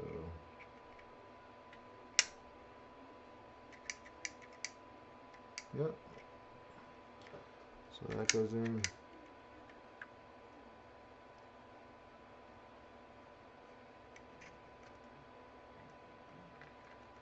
Plenty of clearance. Nice click. And now we'll attach the light box into the two upper tabs. Just like the little fidget. And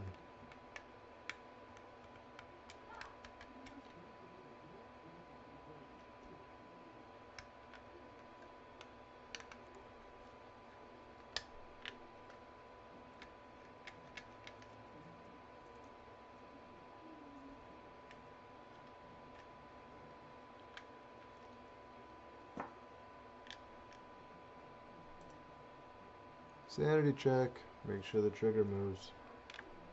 Alright, so I don't know if this is just me, but this right here. Alright, anyone here runs an issue where there's still a little bit of flex in this part? Can I use a little bit of glue on here, or does this piece need to be able to come off?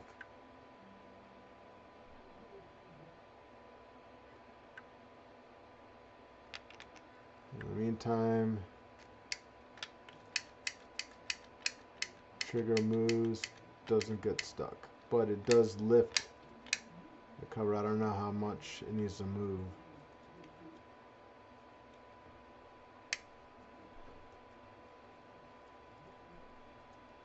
Rob, is glue okay in here? It's not. I mean, Thunder Keys, if you see it, I don't know if you can see, but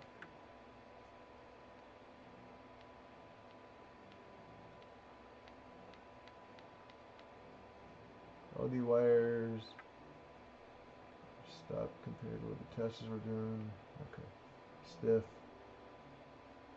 I mean, is there any reason why I can't just glue this in place?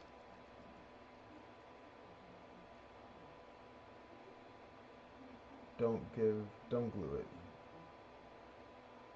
Okay, for service.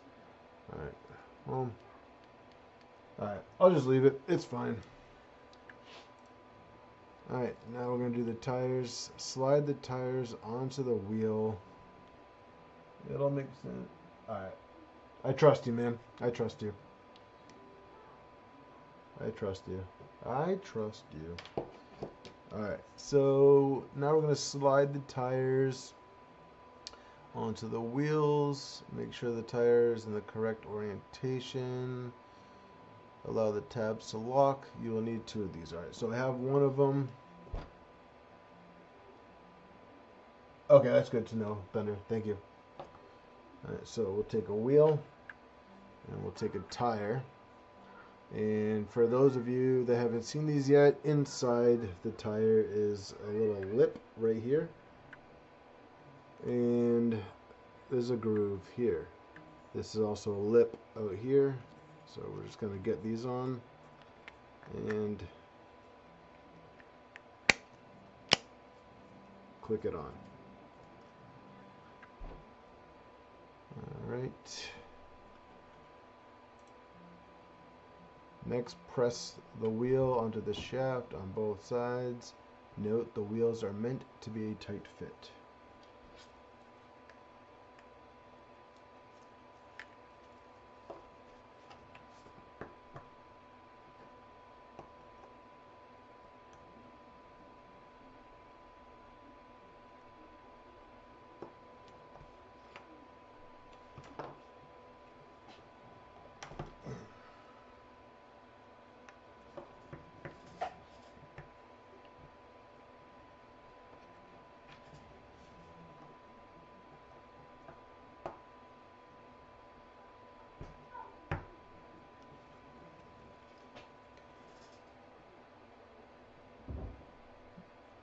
Extrusion in the front of the frame will keep together. Okay, alright, cool.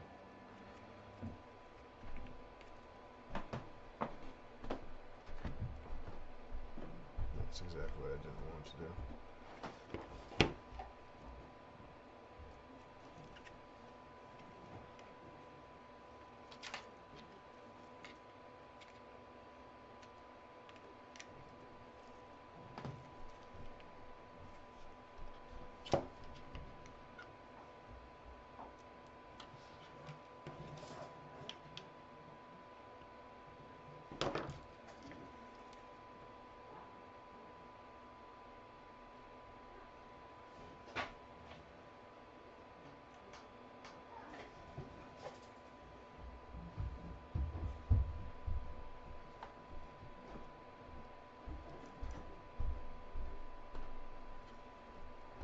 How far in do they go? All the way. Alright.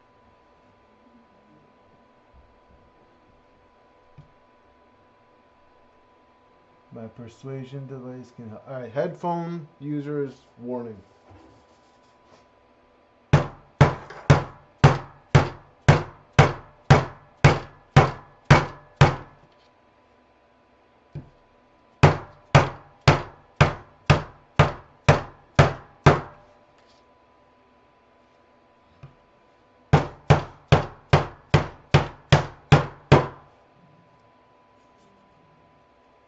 Beautiful.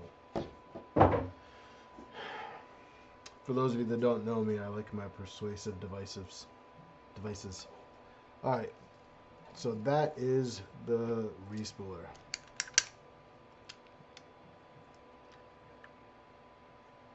Alright, so now that we have one of each of these made, we're looking into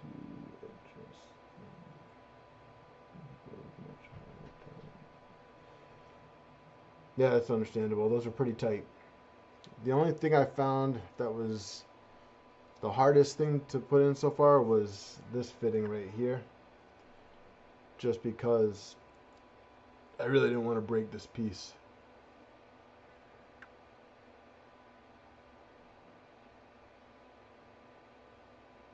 Hey, I said headphone users warning. I gave a warning. You just need to listen to me.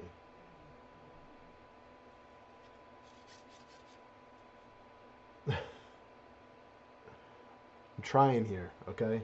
I don't know how to do those fancy buttons or hotkeys yet. I'm still learning, okay? Alright, so I'm actually going to step away from the respoolers and the extruder just because I don't really want to use these pieces. I'm going to reprint these and in the Galaxy because what? Delmar, I gave you a warning. That warning was specifically for you. It was for you, Delmar. You.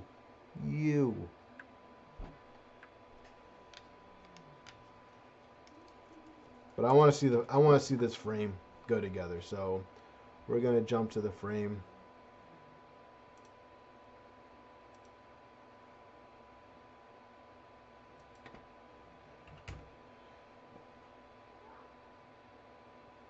We're gonna jump to the frame.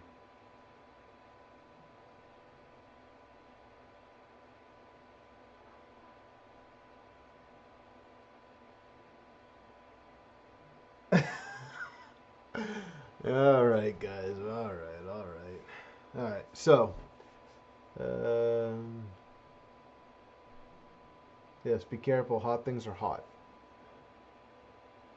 Yeah, frame will go super quick. That's what I want to see. All right, so I'm gonna make some room here.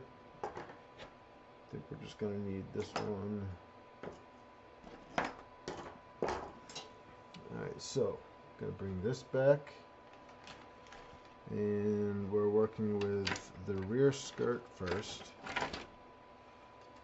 And we're going to do a heat insert right here in the middle.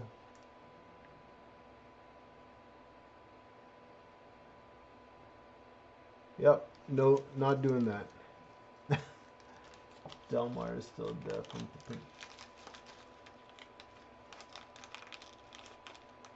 Oh yeah, Dragon, I was right there with him. Those NGs that were there were mine. I was the one stressing because my NG was clogged right after Diamondback gave me a nozzle. But luckily I had Delmar there to help me. Such a nice guy.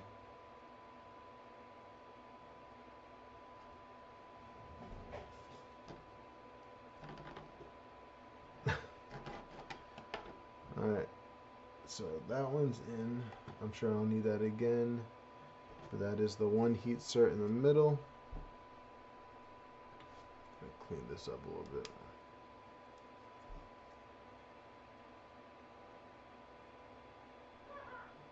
I must have missed that memo, Delmar.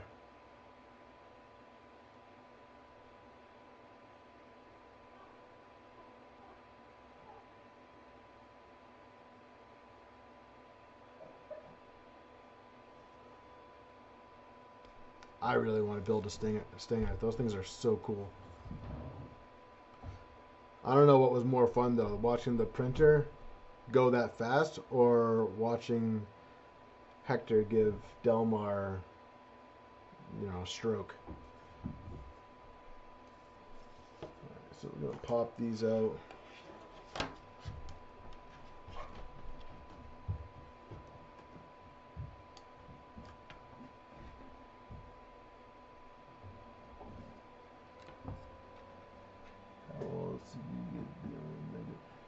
Yeah, man, my daughter loves that thing.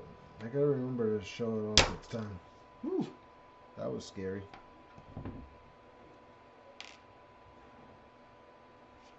I gotta figure out how I'm gonna get this one out. Oh, let me skip ahead.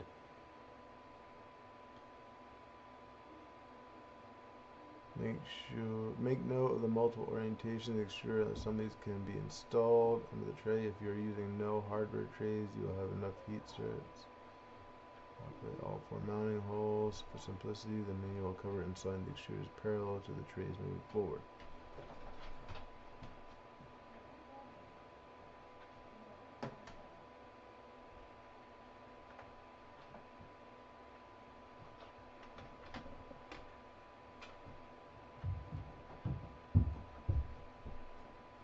Yeah. Yeah, it just launched it. That was pretty funny. Hey, Pax Peppers Hot Sauce. Thanks for joining.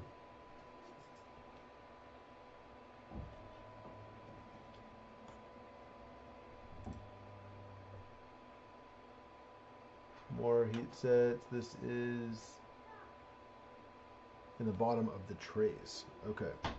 So, let's move away from that. Am I on the right? Yeah, step 3. Alright, so we're going to empty these bad boys out. These are the corners for LEDs. These are those impossible spacers. Alright, so got some heat inserts to do.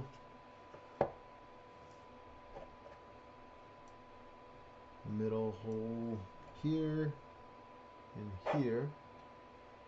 So let's bring this over again and let's get creative because I'm gonna have to take this out.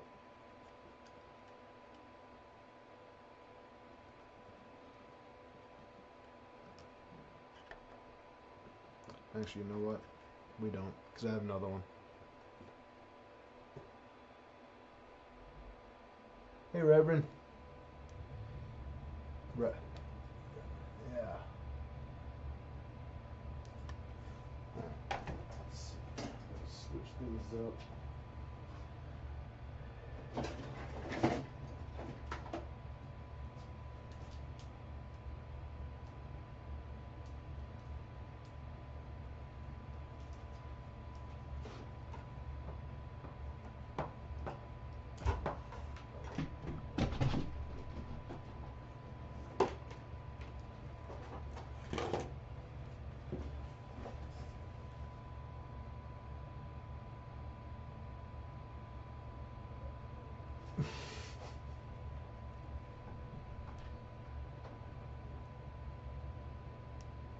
Let's give this a second to heat up. In the meantime, I will grab these because I printed the hardware version.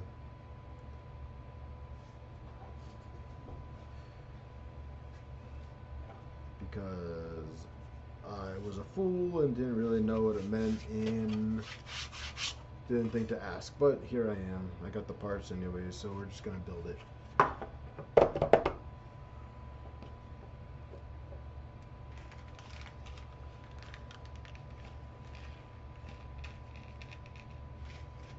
Heat inserts. So we got one here in the middle. Hopefully you guys can see that. And one here.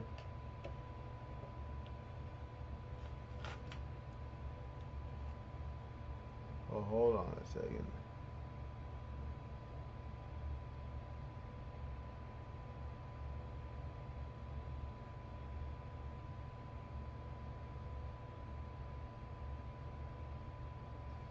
All right, Rob, I think, let's see something real quick. All right, so this one is going to be the standard one, but these are going to change depending on the tray, correct?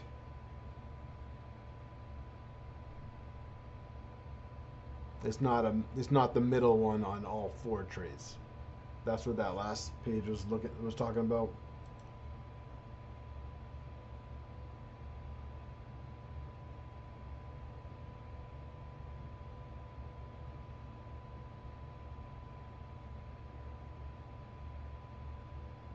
All right.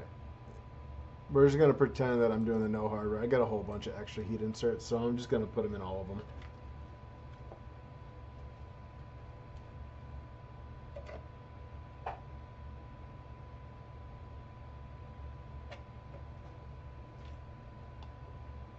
2 trays. So no middle holes then.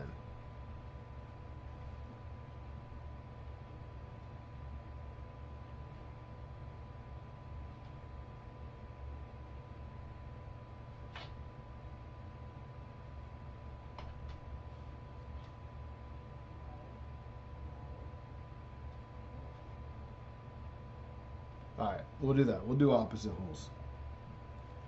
Alright, so this one, we'll get this one. You just went center. No, I want to do angle. I'm doing the angled ones. Okay, we're angling them. It's all about the angle.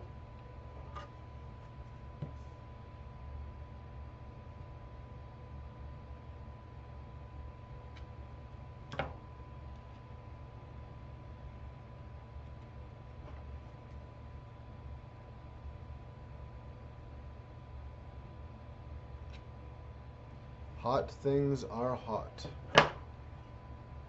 Remember that, people.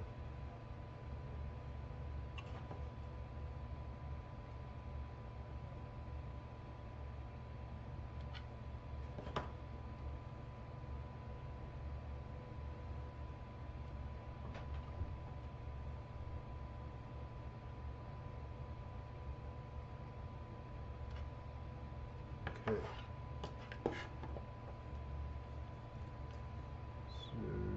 Boom.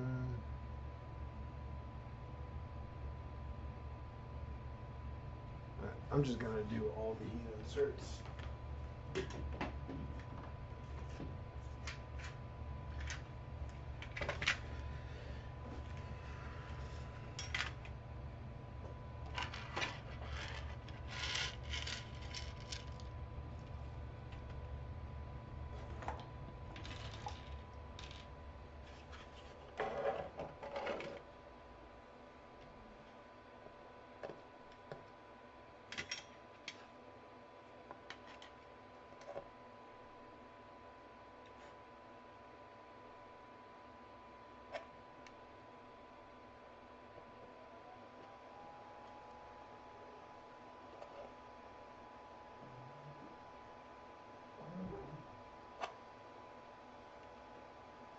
Alright, so I'm doing this.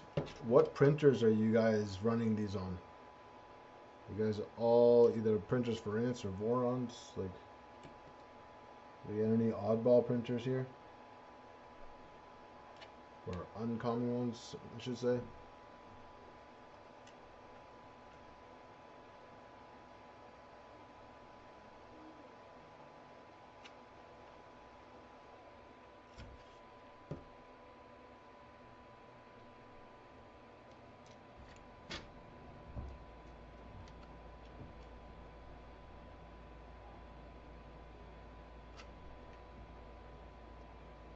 Trinity, huh?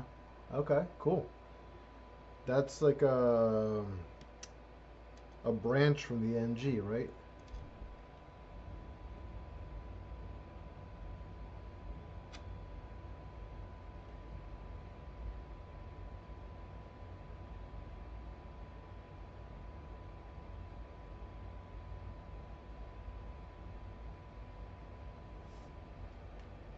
I want to build a Voron so bad.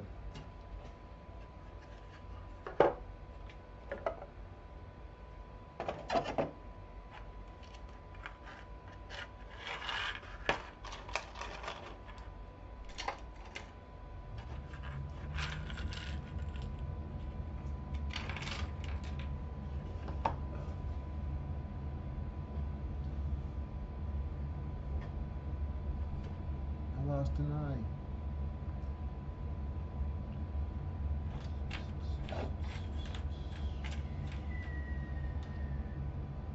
Wah, wah, wah.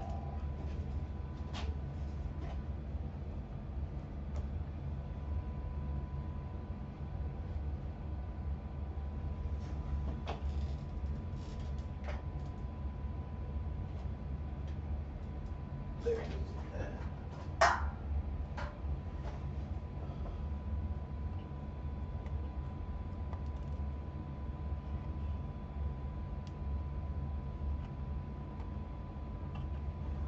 this guy with the insert.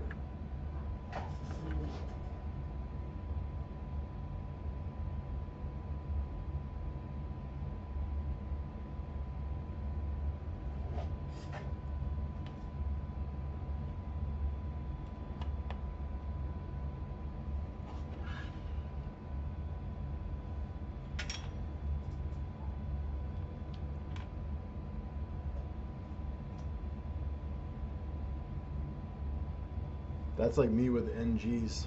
I have 3 of them, and I'm rebuilding one of them. Looks like I gotta glue the inlay in, because the small pieces keep falling out. So.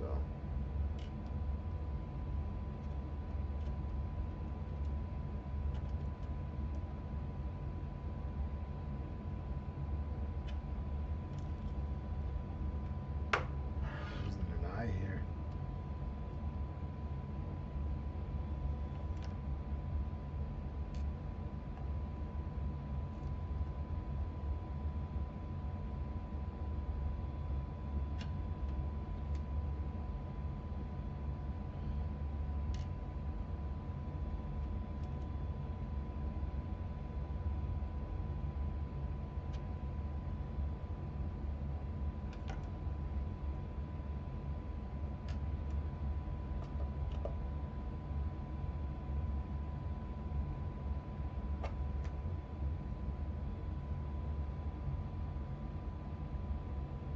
Have a good one, Delmar. Thanks for stopping by. See you on the next one.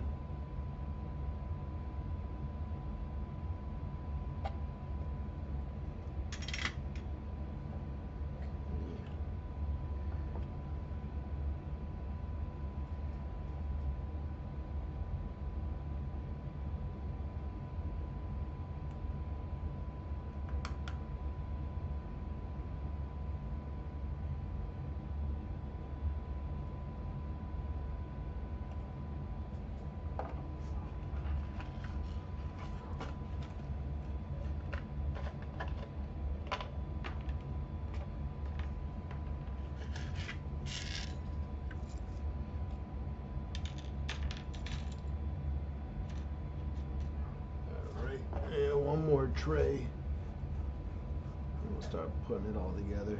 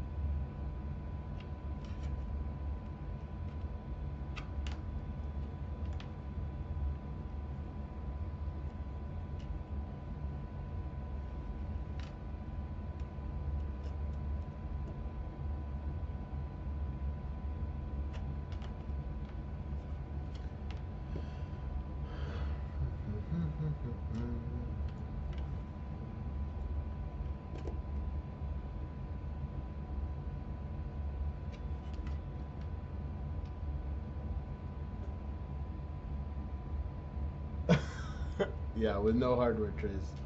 You know, I did try to print out the no hardware trays, but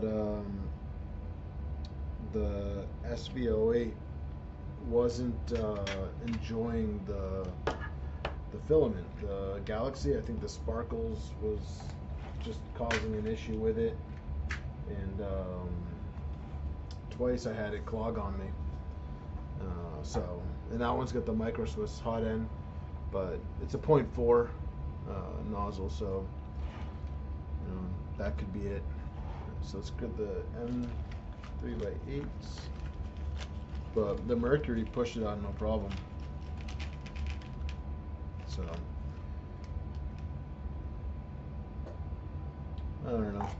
It's alright. Mercury printed out the skirts.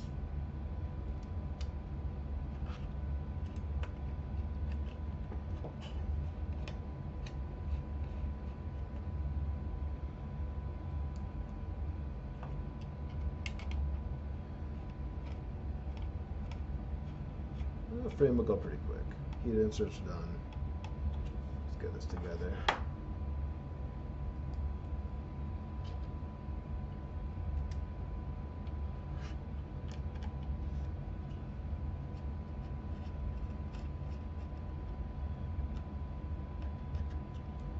I feel like this design though. So far, very impressed with the whole process. Very nicely done.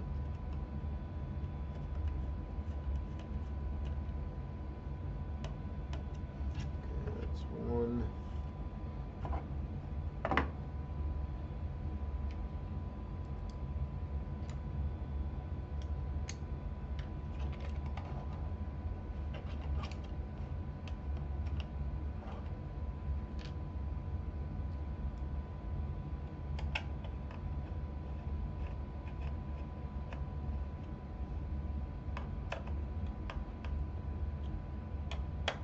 Funny too, because like so far I don't know if you have a lot more that you are planning on adding to the instructions, but initially when I was looking I was like, oh well, there's really not that much instructions. I was like, there's got to be stuff that's missing, otherwise you know, this would be a lot longer. It just seems more involved. So I think the instructions did a really nice job of laying out what's to be expected.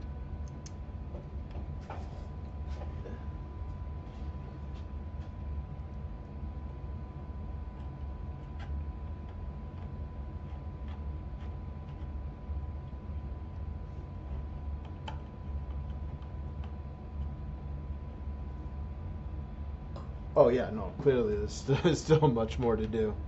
But like going through the instructions, like it seems like it's a quick build. But no, I can definitely tell now that there's still more to do.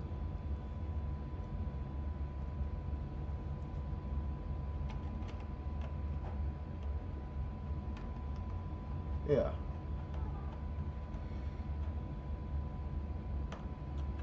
So how far away from completion do you think you are on the web manual?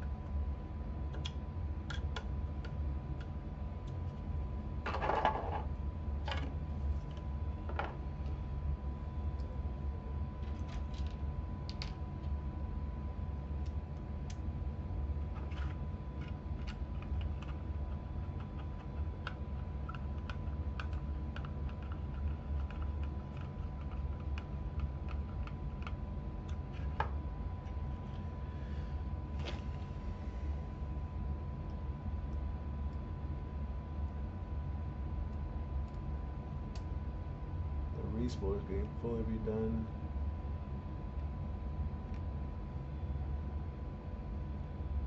What are you changing about the respoolers? I mean, it seemed pretty straightforward when we just did it now.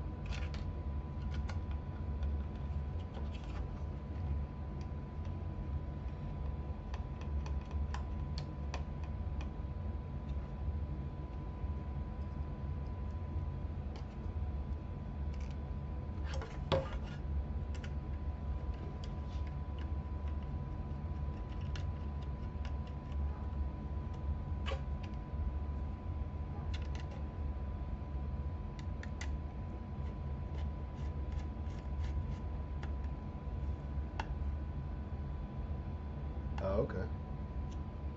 Is that to line up with the LDO kit?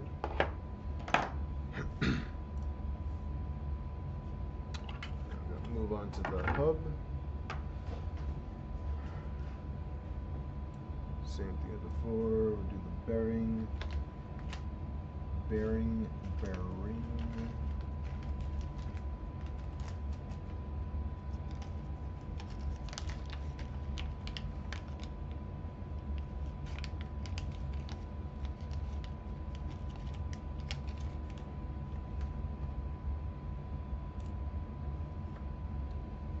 You said second longest one.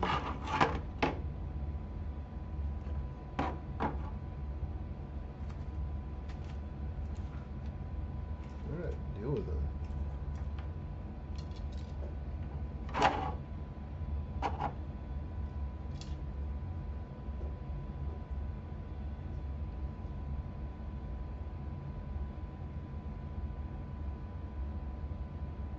Definitely add the hammer. Definitely add the hammer to the required tools. It's a must.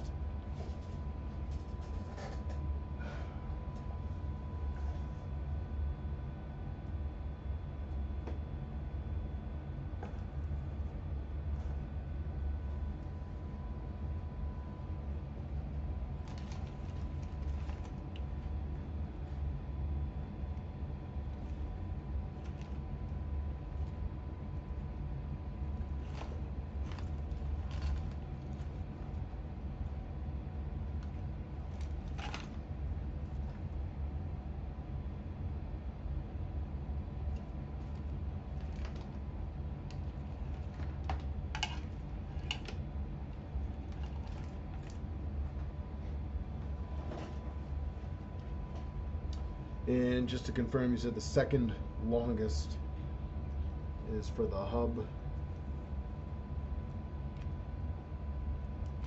So that would be this one.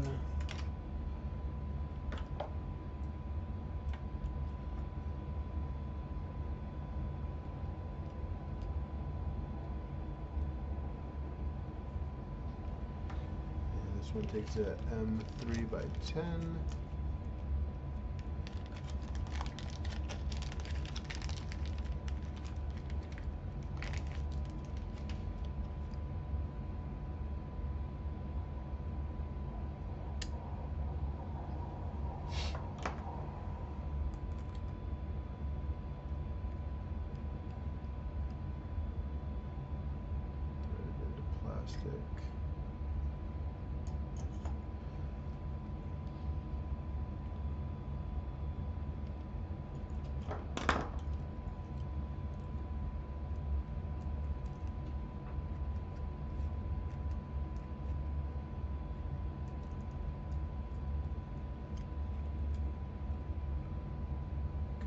Triggers. I am just going to use, since I give it to you, I'm going to clean up these holes with the drill bit that they provide.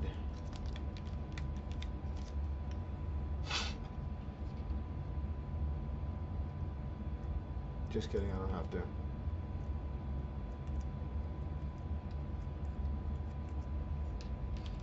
Holes are fine. Alright. I believe this is going to be the fun part with all the fittings. Yep. Alright. They are meant to be tight. Pressing against the table. See that? You got my favorite tool. Got my favorite tool in there. It's in the instructions.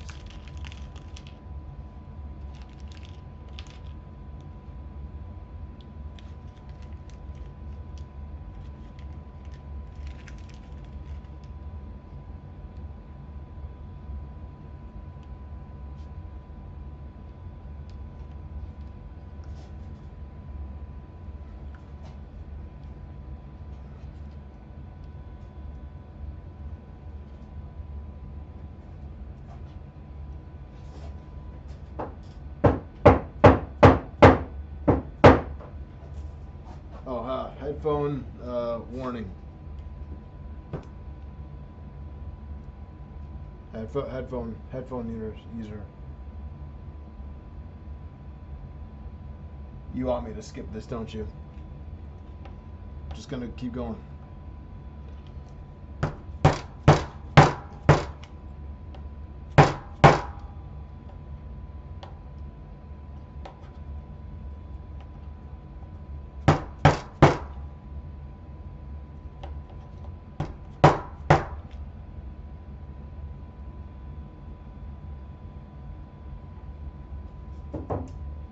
I'm gonna do this off camera so that I don't get yelled at for the people with headphones.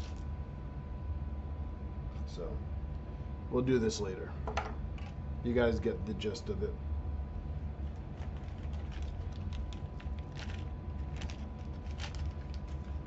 I just want you to know that I care about all of you guys. Alright, so back to the skirt. Pop out the circle, I already did that. And now pop out the square for the fan.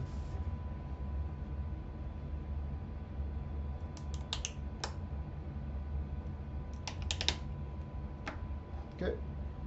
I love these built-in supports.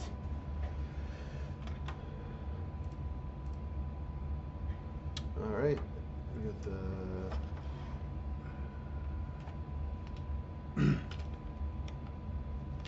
5-volt fan.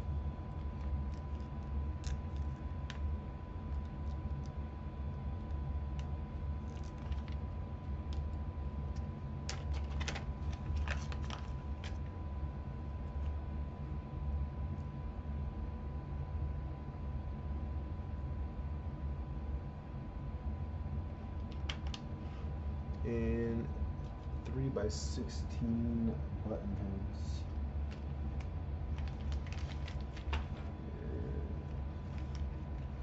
Where are you?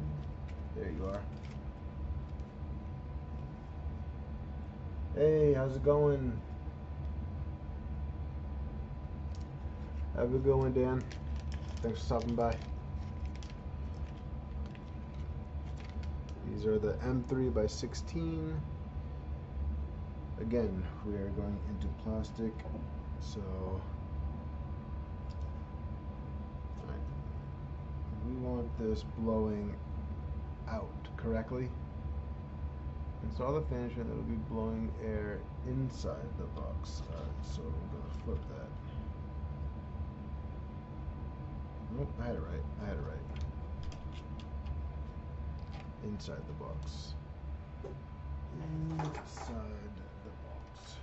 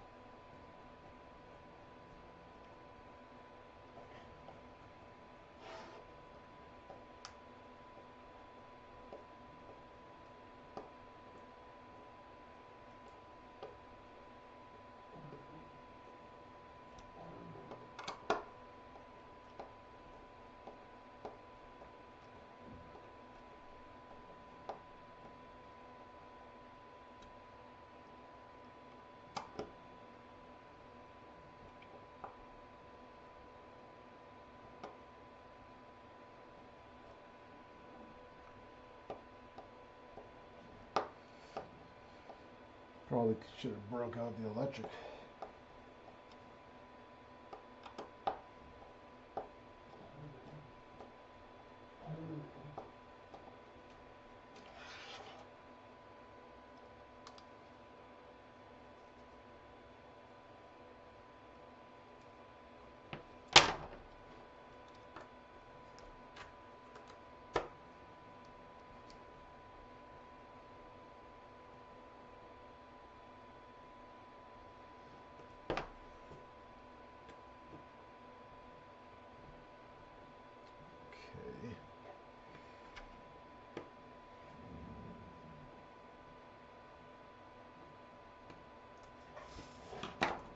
And next we got, I did that.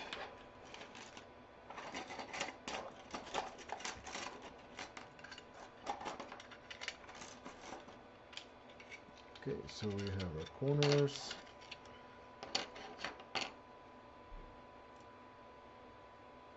Extrusion time. And 5 screws. Where are you? Yeah. 5x16.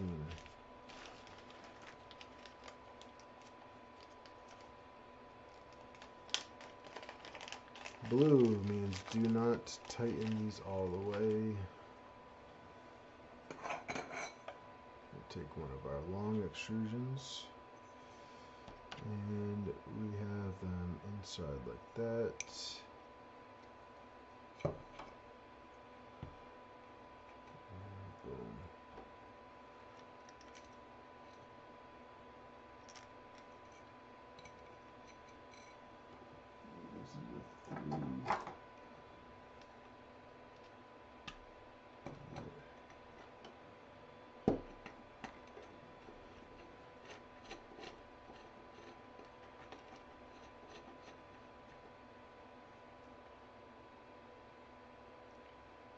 Line that up.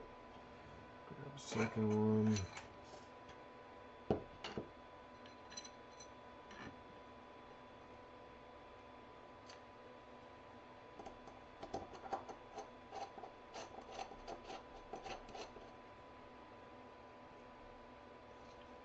Alright.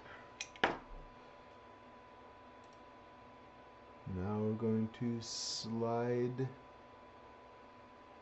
the panel. Alright, so obviously foot portion down, slide like so.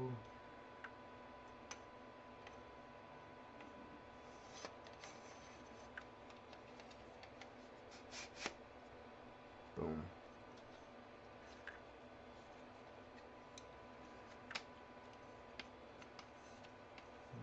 Oh, look at that.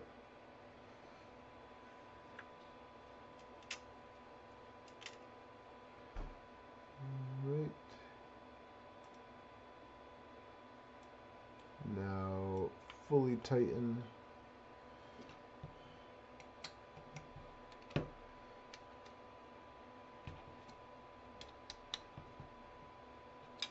And do the other side.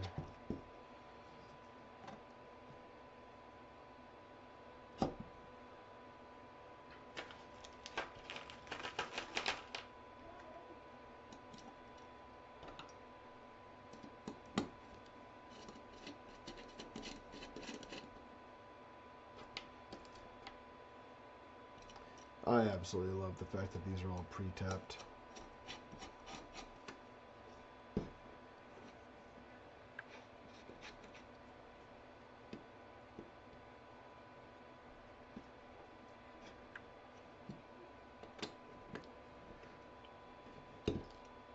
All right.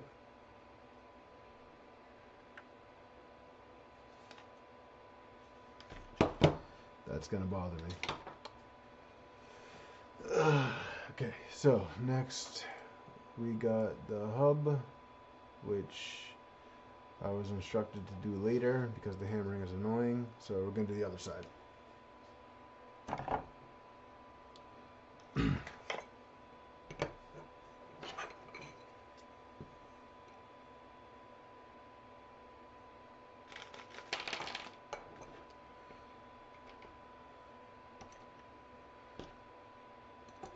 It's nice and peaceful.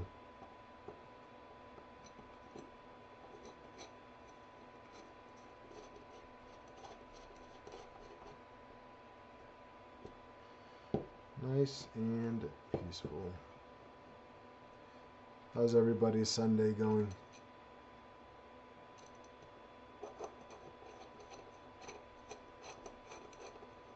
Those were the states. Everyone ready for Thanksgiving?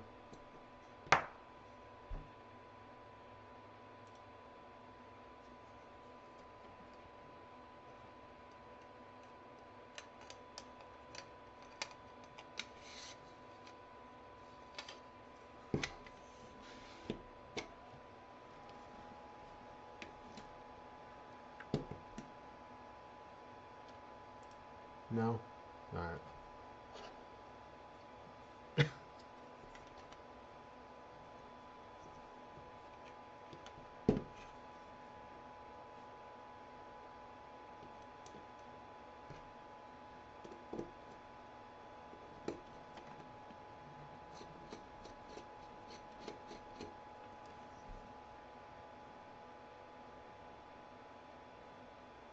Now I believe Armored Turtle already said that the STLs are safe to print. I mean, I printed them and everything's going together just fine. So let this give you some peace of mind, I guess.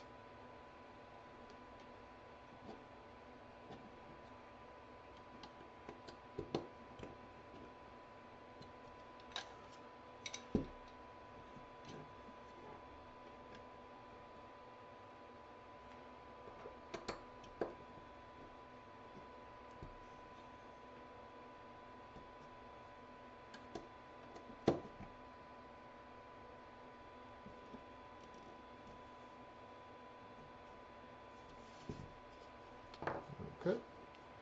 And next, we will grab the back one again and the little extrusions and bolt these on. No, absolutely.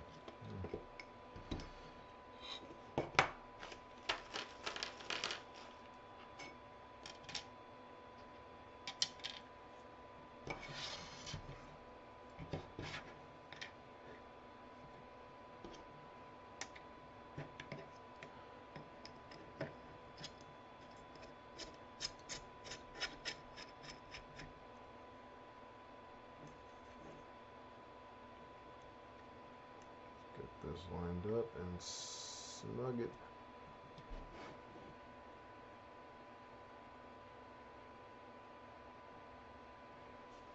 Yeah, I think it's safe to print. I think any changes maybe probably would just be for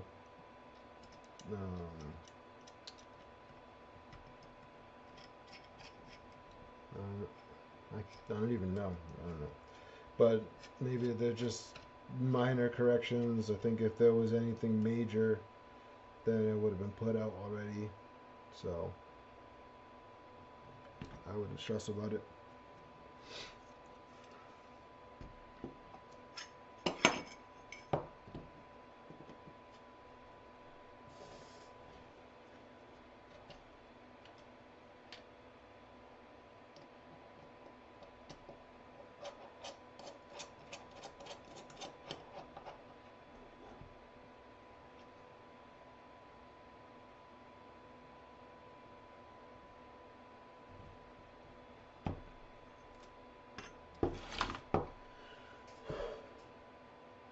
Masses.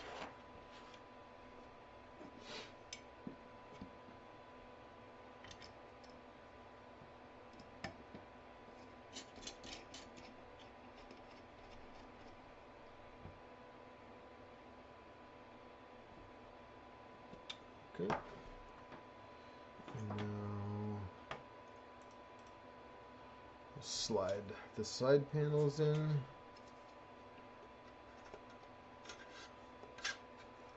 I really like that feature. How everything just slides right in.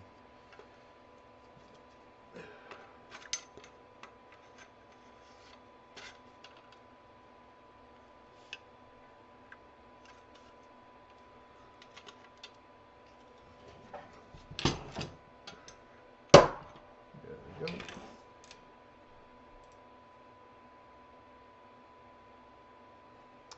And now we slide the trays in.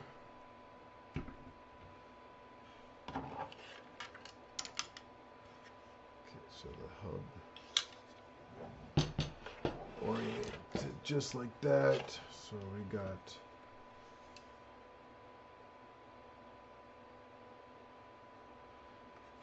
this way.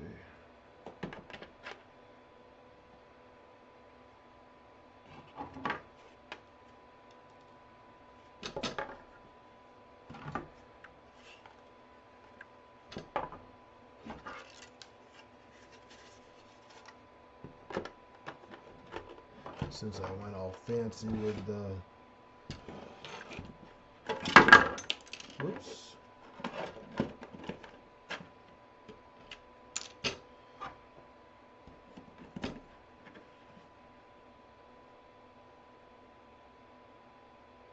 Are they backwards? No.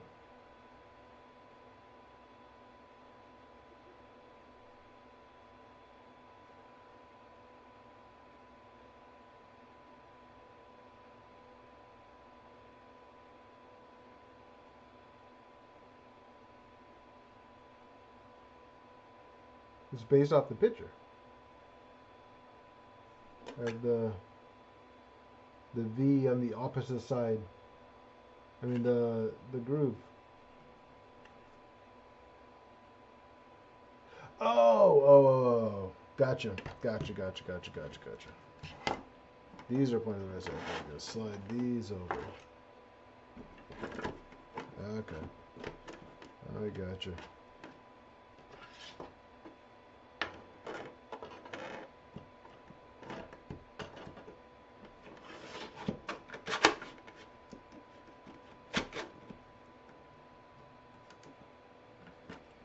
I gotcha now. Alright.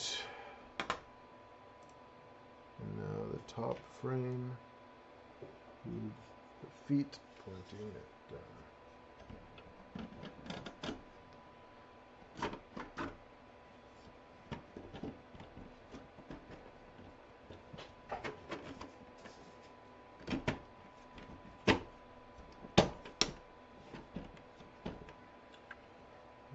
it's coming together.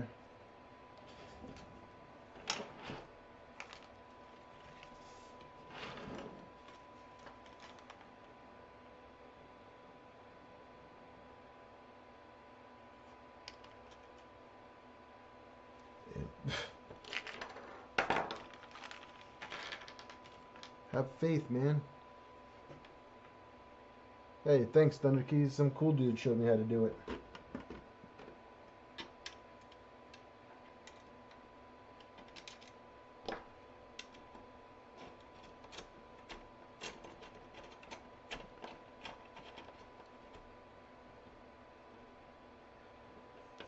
It's a good thing that the one that I messed up on is in the back. So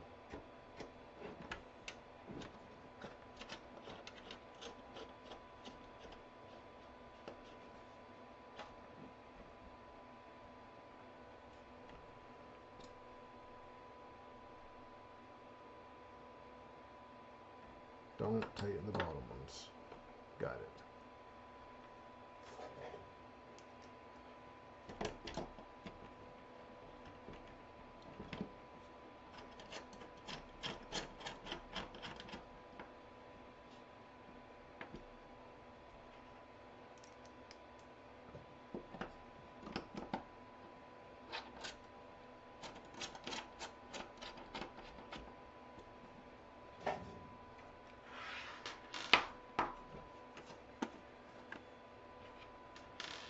Alright, we have a box. The box turtle. Should it be moving like that? I don't think so. Time to adjust.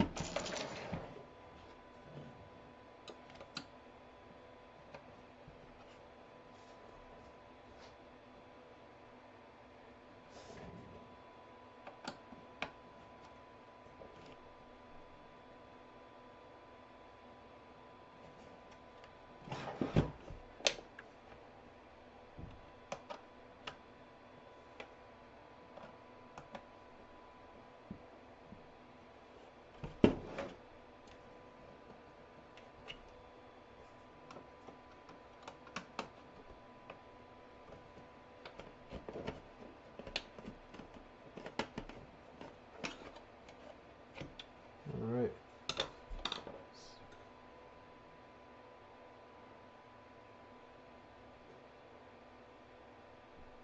Okay, the play is normal. Okay. Yeah, so I mean, that's stated. So it looks like we got the front here, like so. And the only screws that should be loose are these two bottom ones. Does that sound right? These ones should be loose. I'm assuming that's for a later step.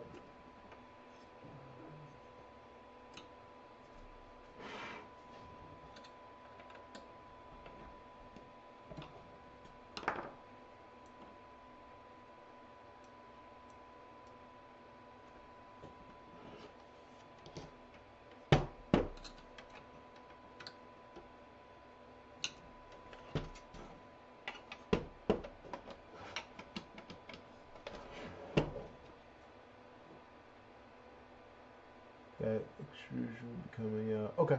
All right. All right. So I think this is gonna be a stopping point for me today. I wanted to get this bad boy done and this bad boy done, and I'm glad that we were able to get the frame together.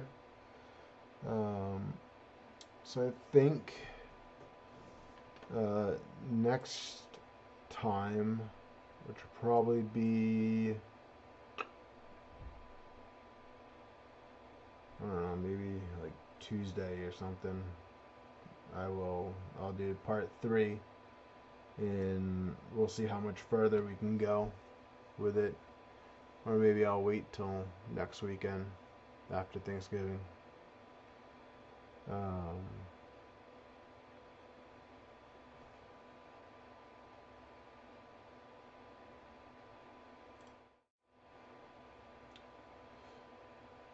see.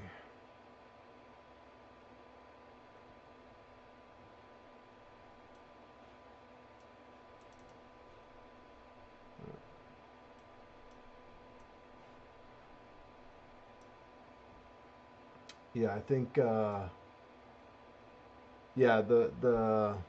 wash, rinse, repeat. I think I'm gonna do the rest of these off stream, just because I don't think anyone wants to sit here for like 3 hours watching me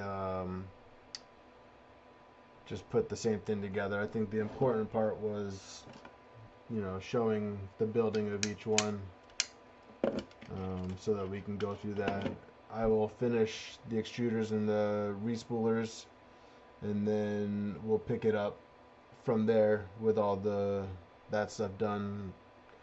Next, I think I'm super happy the way this came out, and I'm glad that I went with the Galaxy Black. I think with these sitting here, I think it'll just look really nice with that little extra pop.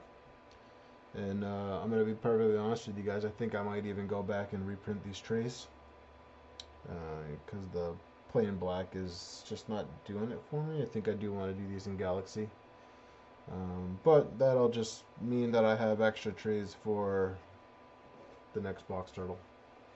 So but yeah, so Rob, what would you say would be to go from here? So we got the respoolers, extruders, frame, got the turtleneck to build.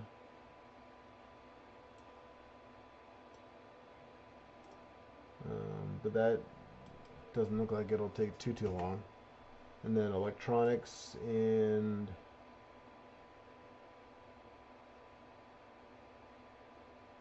no, I don't think this is gonna be my only Box Turtle.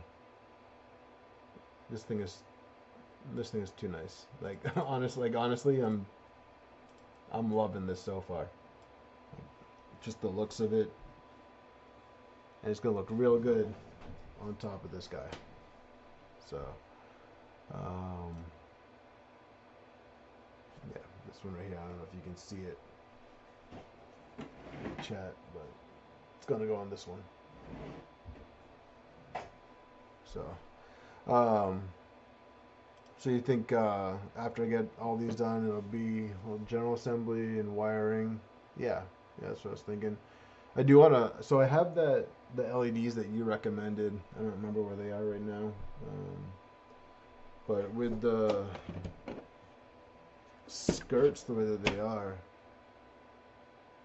I think I'm gonna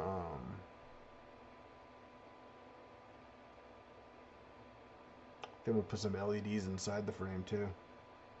Just make it pop. I have the clear lenses for the corners.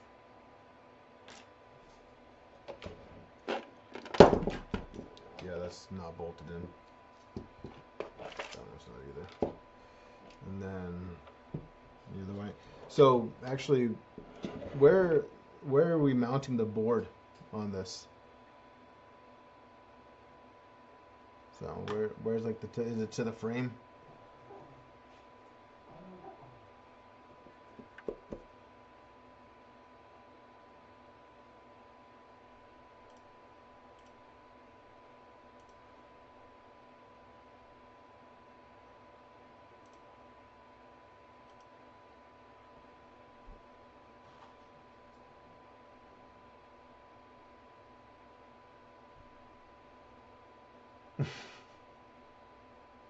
Okay, on the loose 2020, so it's this one. Okay.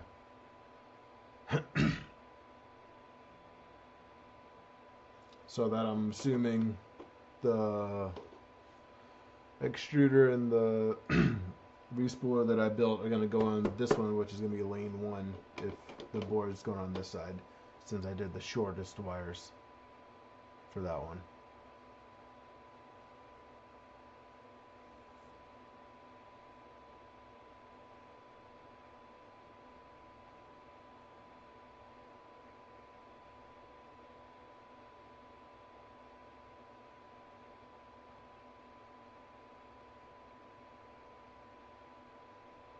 Okay, so I guess it's safe to say that real quick before I close this off, I can mount this in here like so.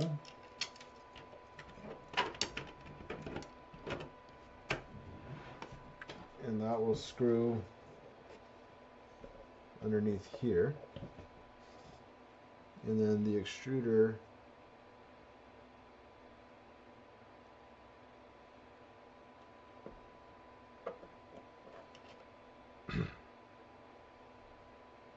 so the extruder, so with this way, this is in and this is towards the hub, or is it the other way?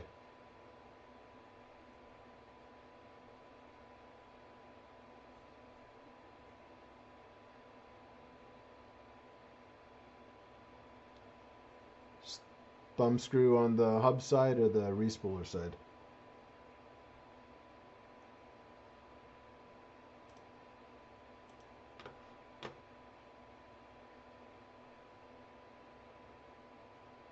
Motor points away from the board. Okay, so the thumb screw is towards the respooler.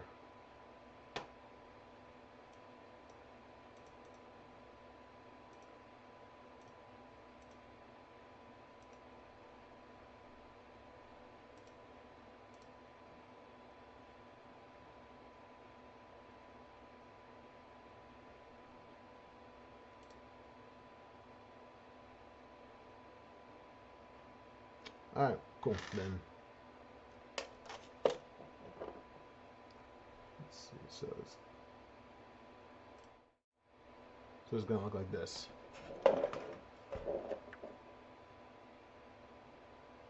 Motor away, so we'll have that one here, and another one like that. Boom, and boom.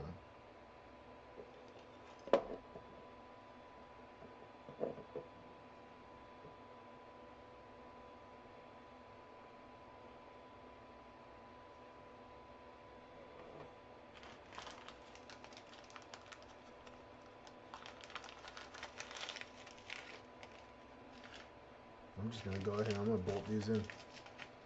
That way, I got you here to make sure I'm doing it right.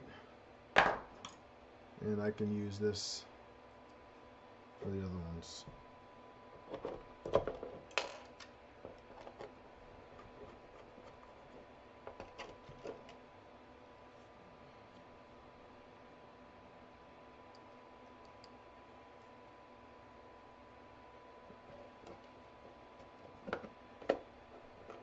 Oh, dude, I think this is a home run. I think this is just, it's super fun to build. Pretty straightforward. You didn't overcomplicate things. And it works. I've seen it work in person. So, you know, watching you use it, as long as I don't have to do tip shaping, because I don't think I have the patience for that, judging by how much hair you almost lost at Earth. I like my beard. I don't want to lose it. Excuse my big head.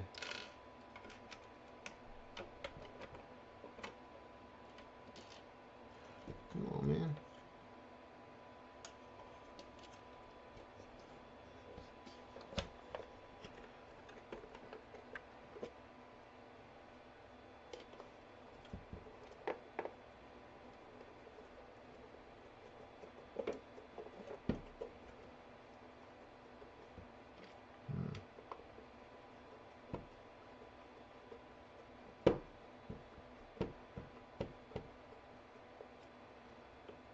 sure you're lining up.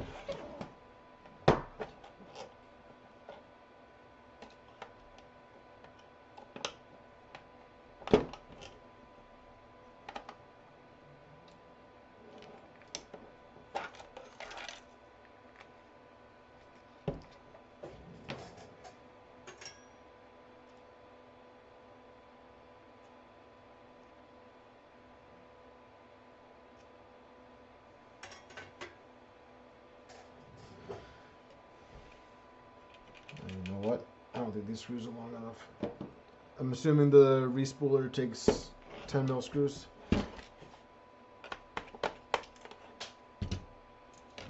Yeah. I figured that. I know that they're lined up.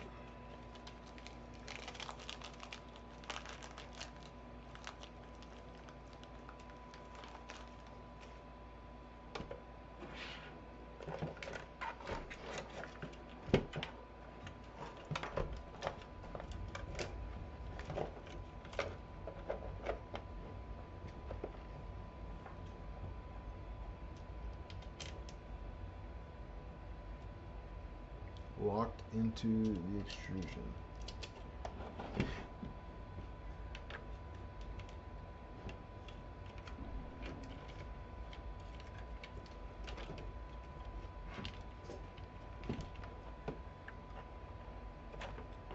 Ah, I see, I see.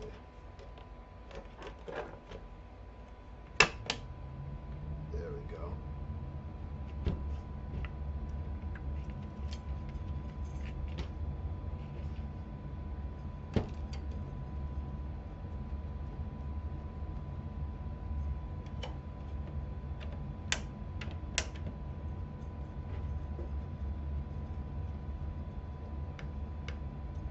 Locking it into the extrusion did the trick.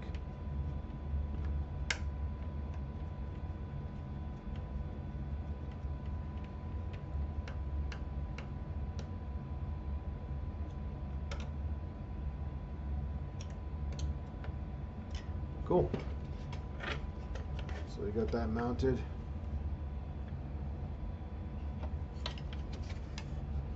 That's mounted.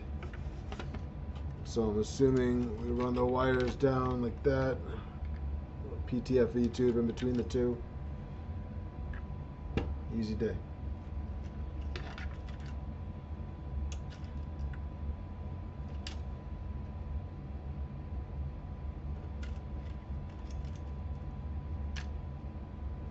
Cool.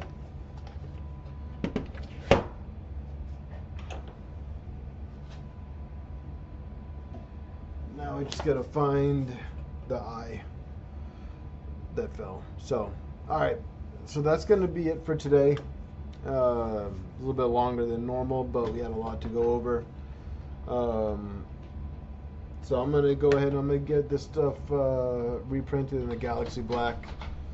It's probably overkill, but it's on top. I want it to look pretty. And then I will send out a message on Discord when part 3 will happen. I'm guessing it's probably going to be Tuesday. I think I want to get this done sooner. I know Rob, you were wanting me to get this done in a certain amount of time, so I think Tuesday is going to be the day, or I might even go ahead and do it tomorrow afternoon. But probably Tuesday night. But yeah, no, I'm looking forward to it. So far, so good. Thank you everybody for being here with me. I really appreciate it. I think this has been a pretty good showing. I don't know what the stream count was. I don't want to look, but I think we had probably 15 to 20 people the whole time, which, you know, I'm happy with. If somebody learns something from this, then it's worth it. If you guys have any questions, the guys that know what they're doing are here. for someone who is just kind of diving into this. I've never built one of these before. I wasn't in a closed beta, but I think everyone who worked on all that, you guys did a hell of a job getting this ready for the public.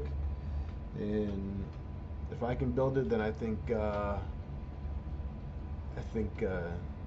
it's ready for the public. So, but yeah, no, I fell in love with this thing when I saw it at Earth, and I had to have one. So, thanks again, Rob, for hooking me up, and hopefully this brings more people to the project. Sell some more kits. I did put the link in the description to Fabreeko, who has the pre-order for these kits, as well as this green is Atomic Filament. I have a 15% discount code in the description, as well as an affiliate link for Polymaker. And if anyone is watching this, I don't expect any donations, but anything that is donated does come back towards the channel for future projects. There's a coffee link in the description, but like I said, I don't expect anything, but it is welcome. So, but yeah, so that's going to be a wrap for today. But if you guys have any questions, reach out. If you're not already, subscribe. Thanks, guys.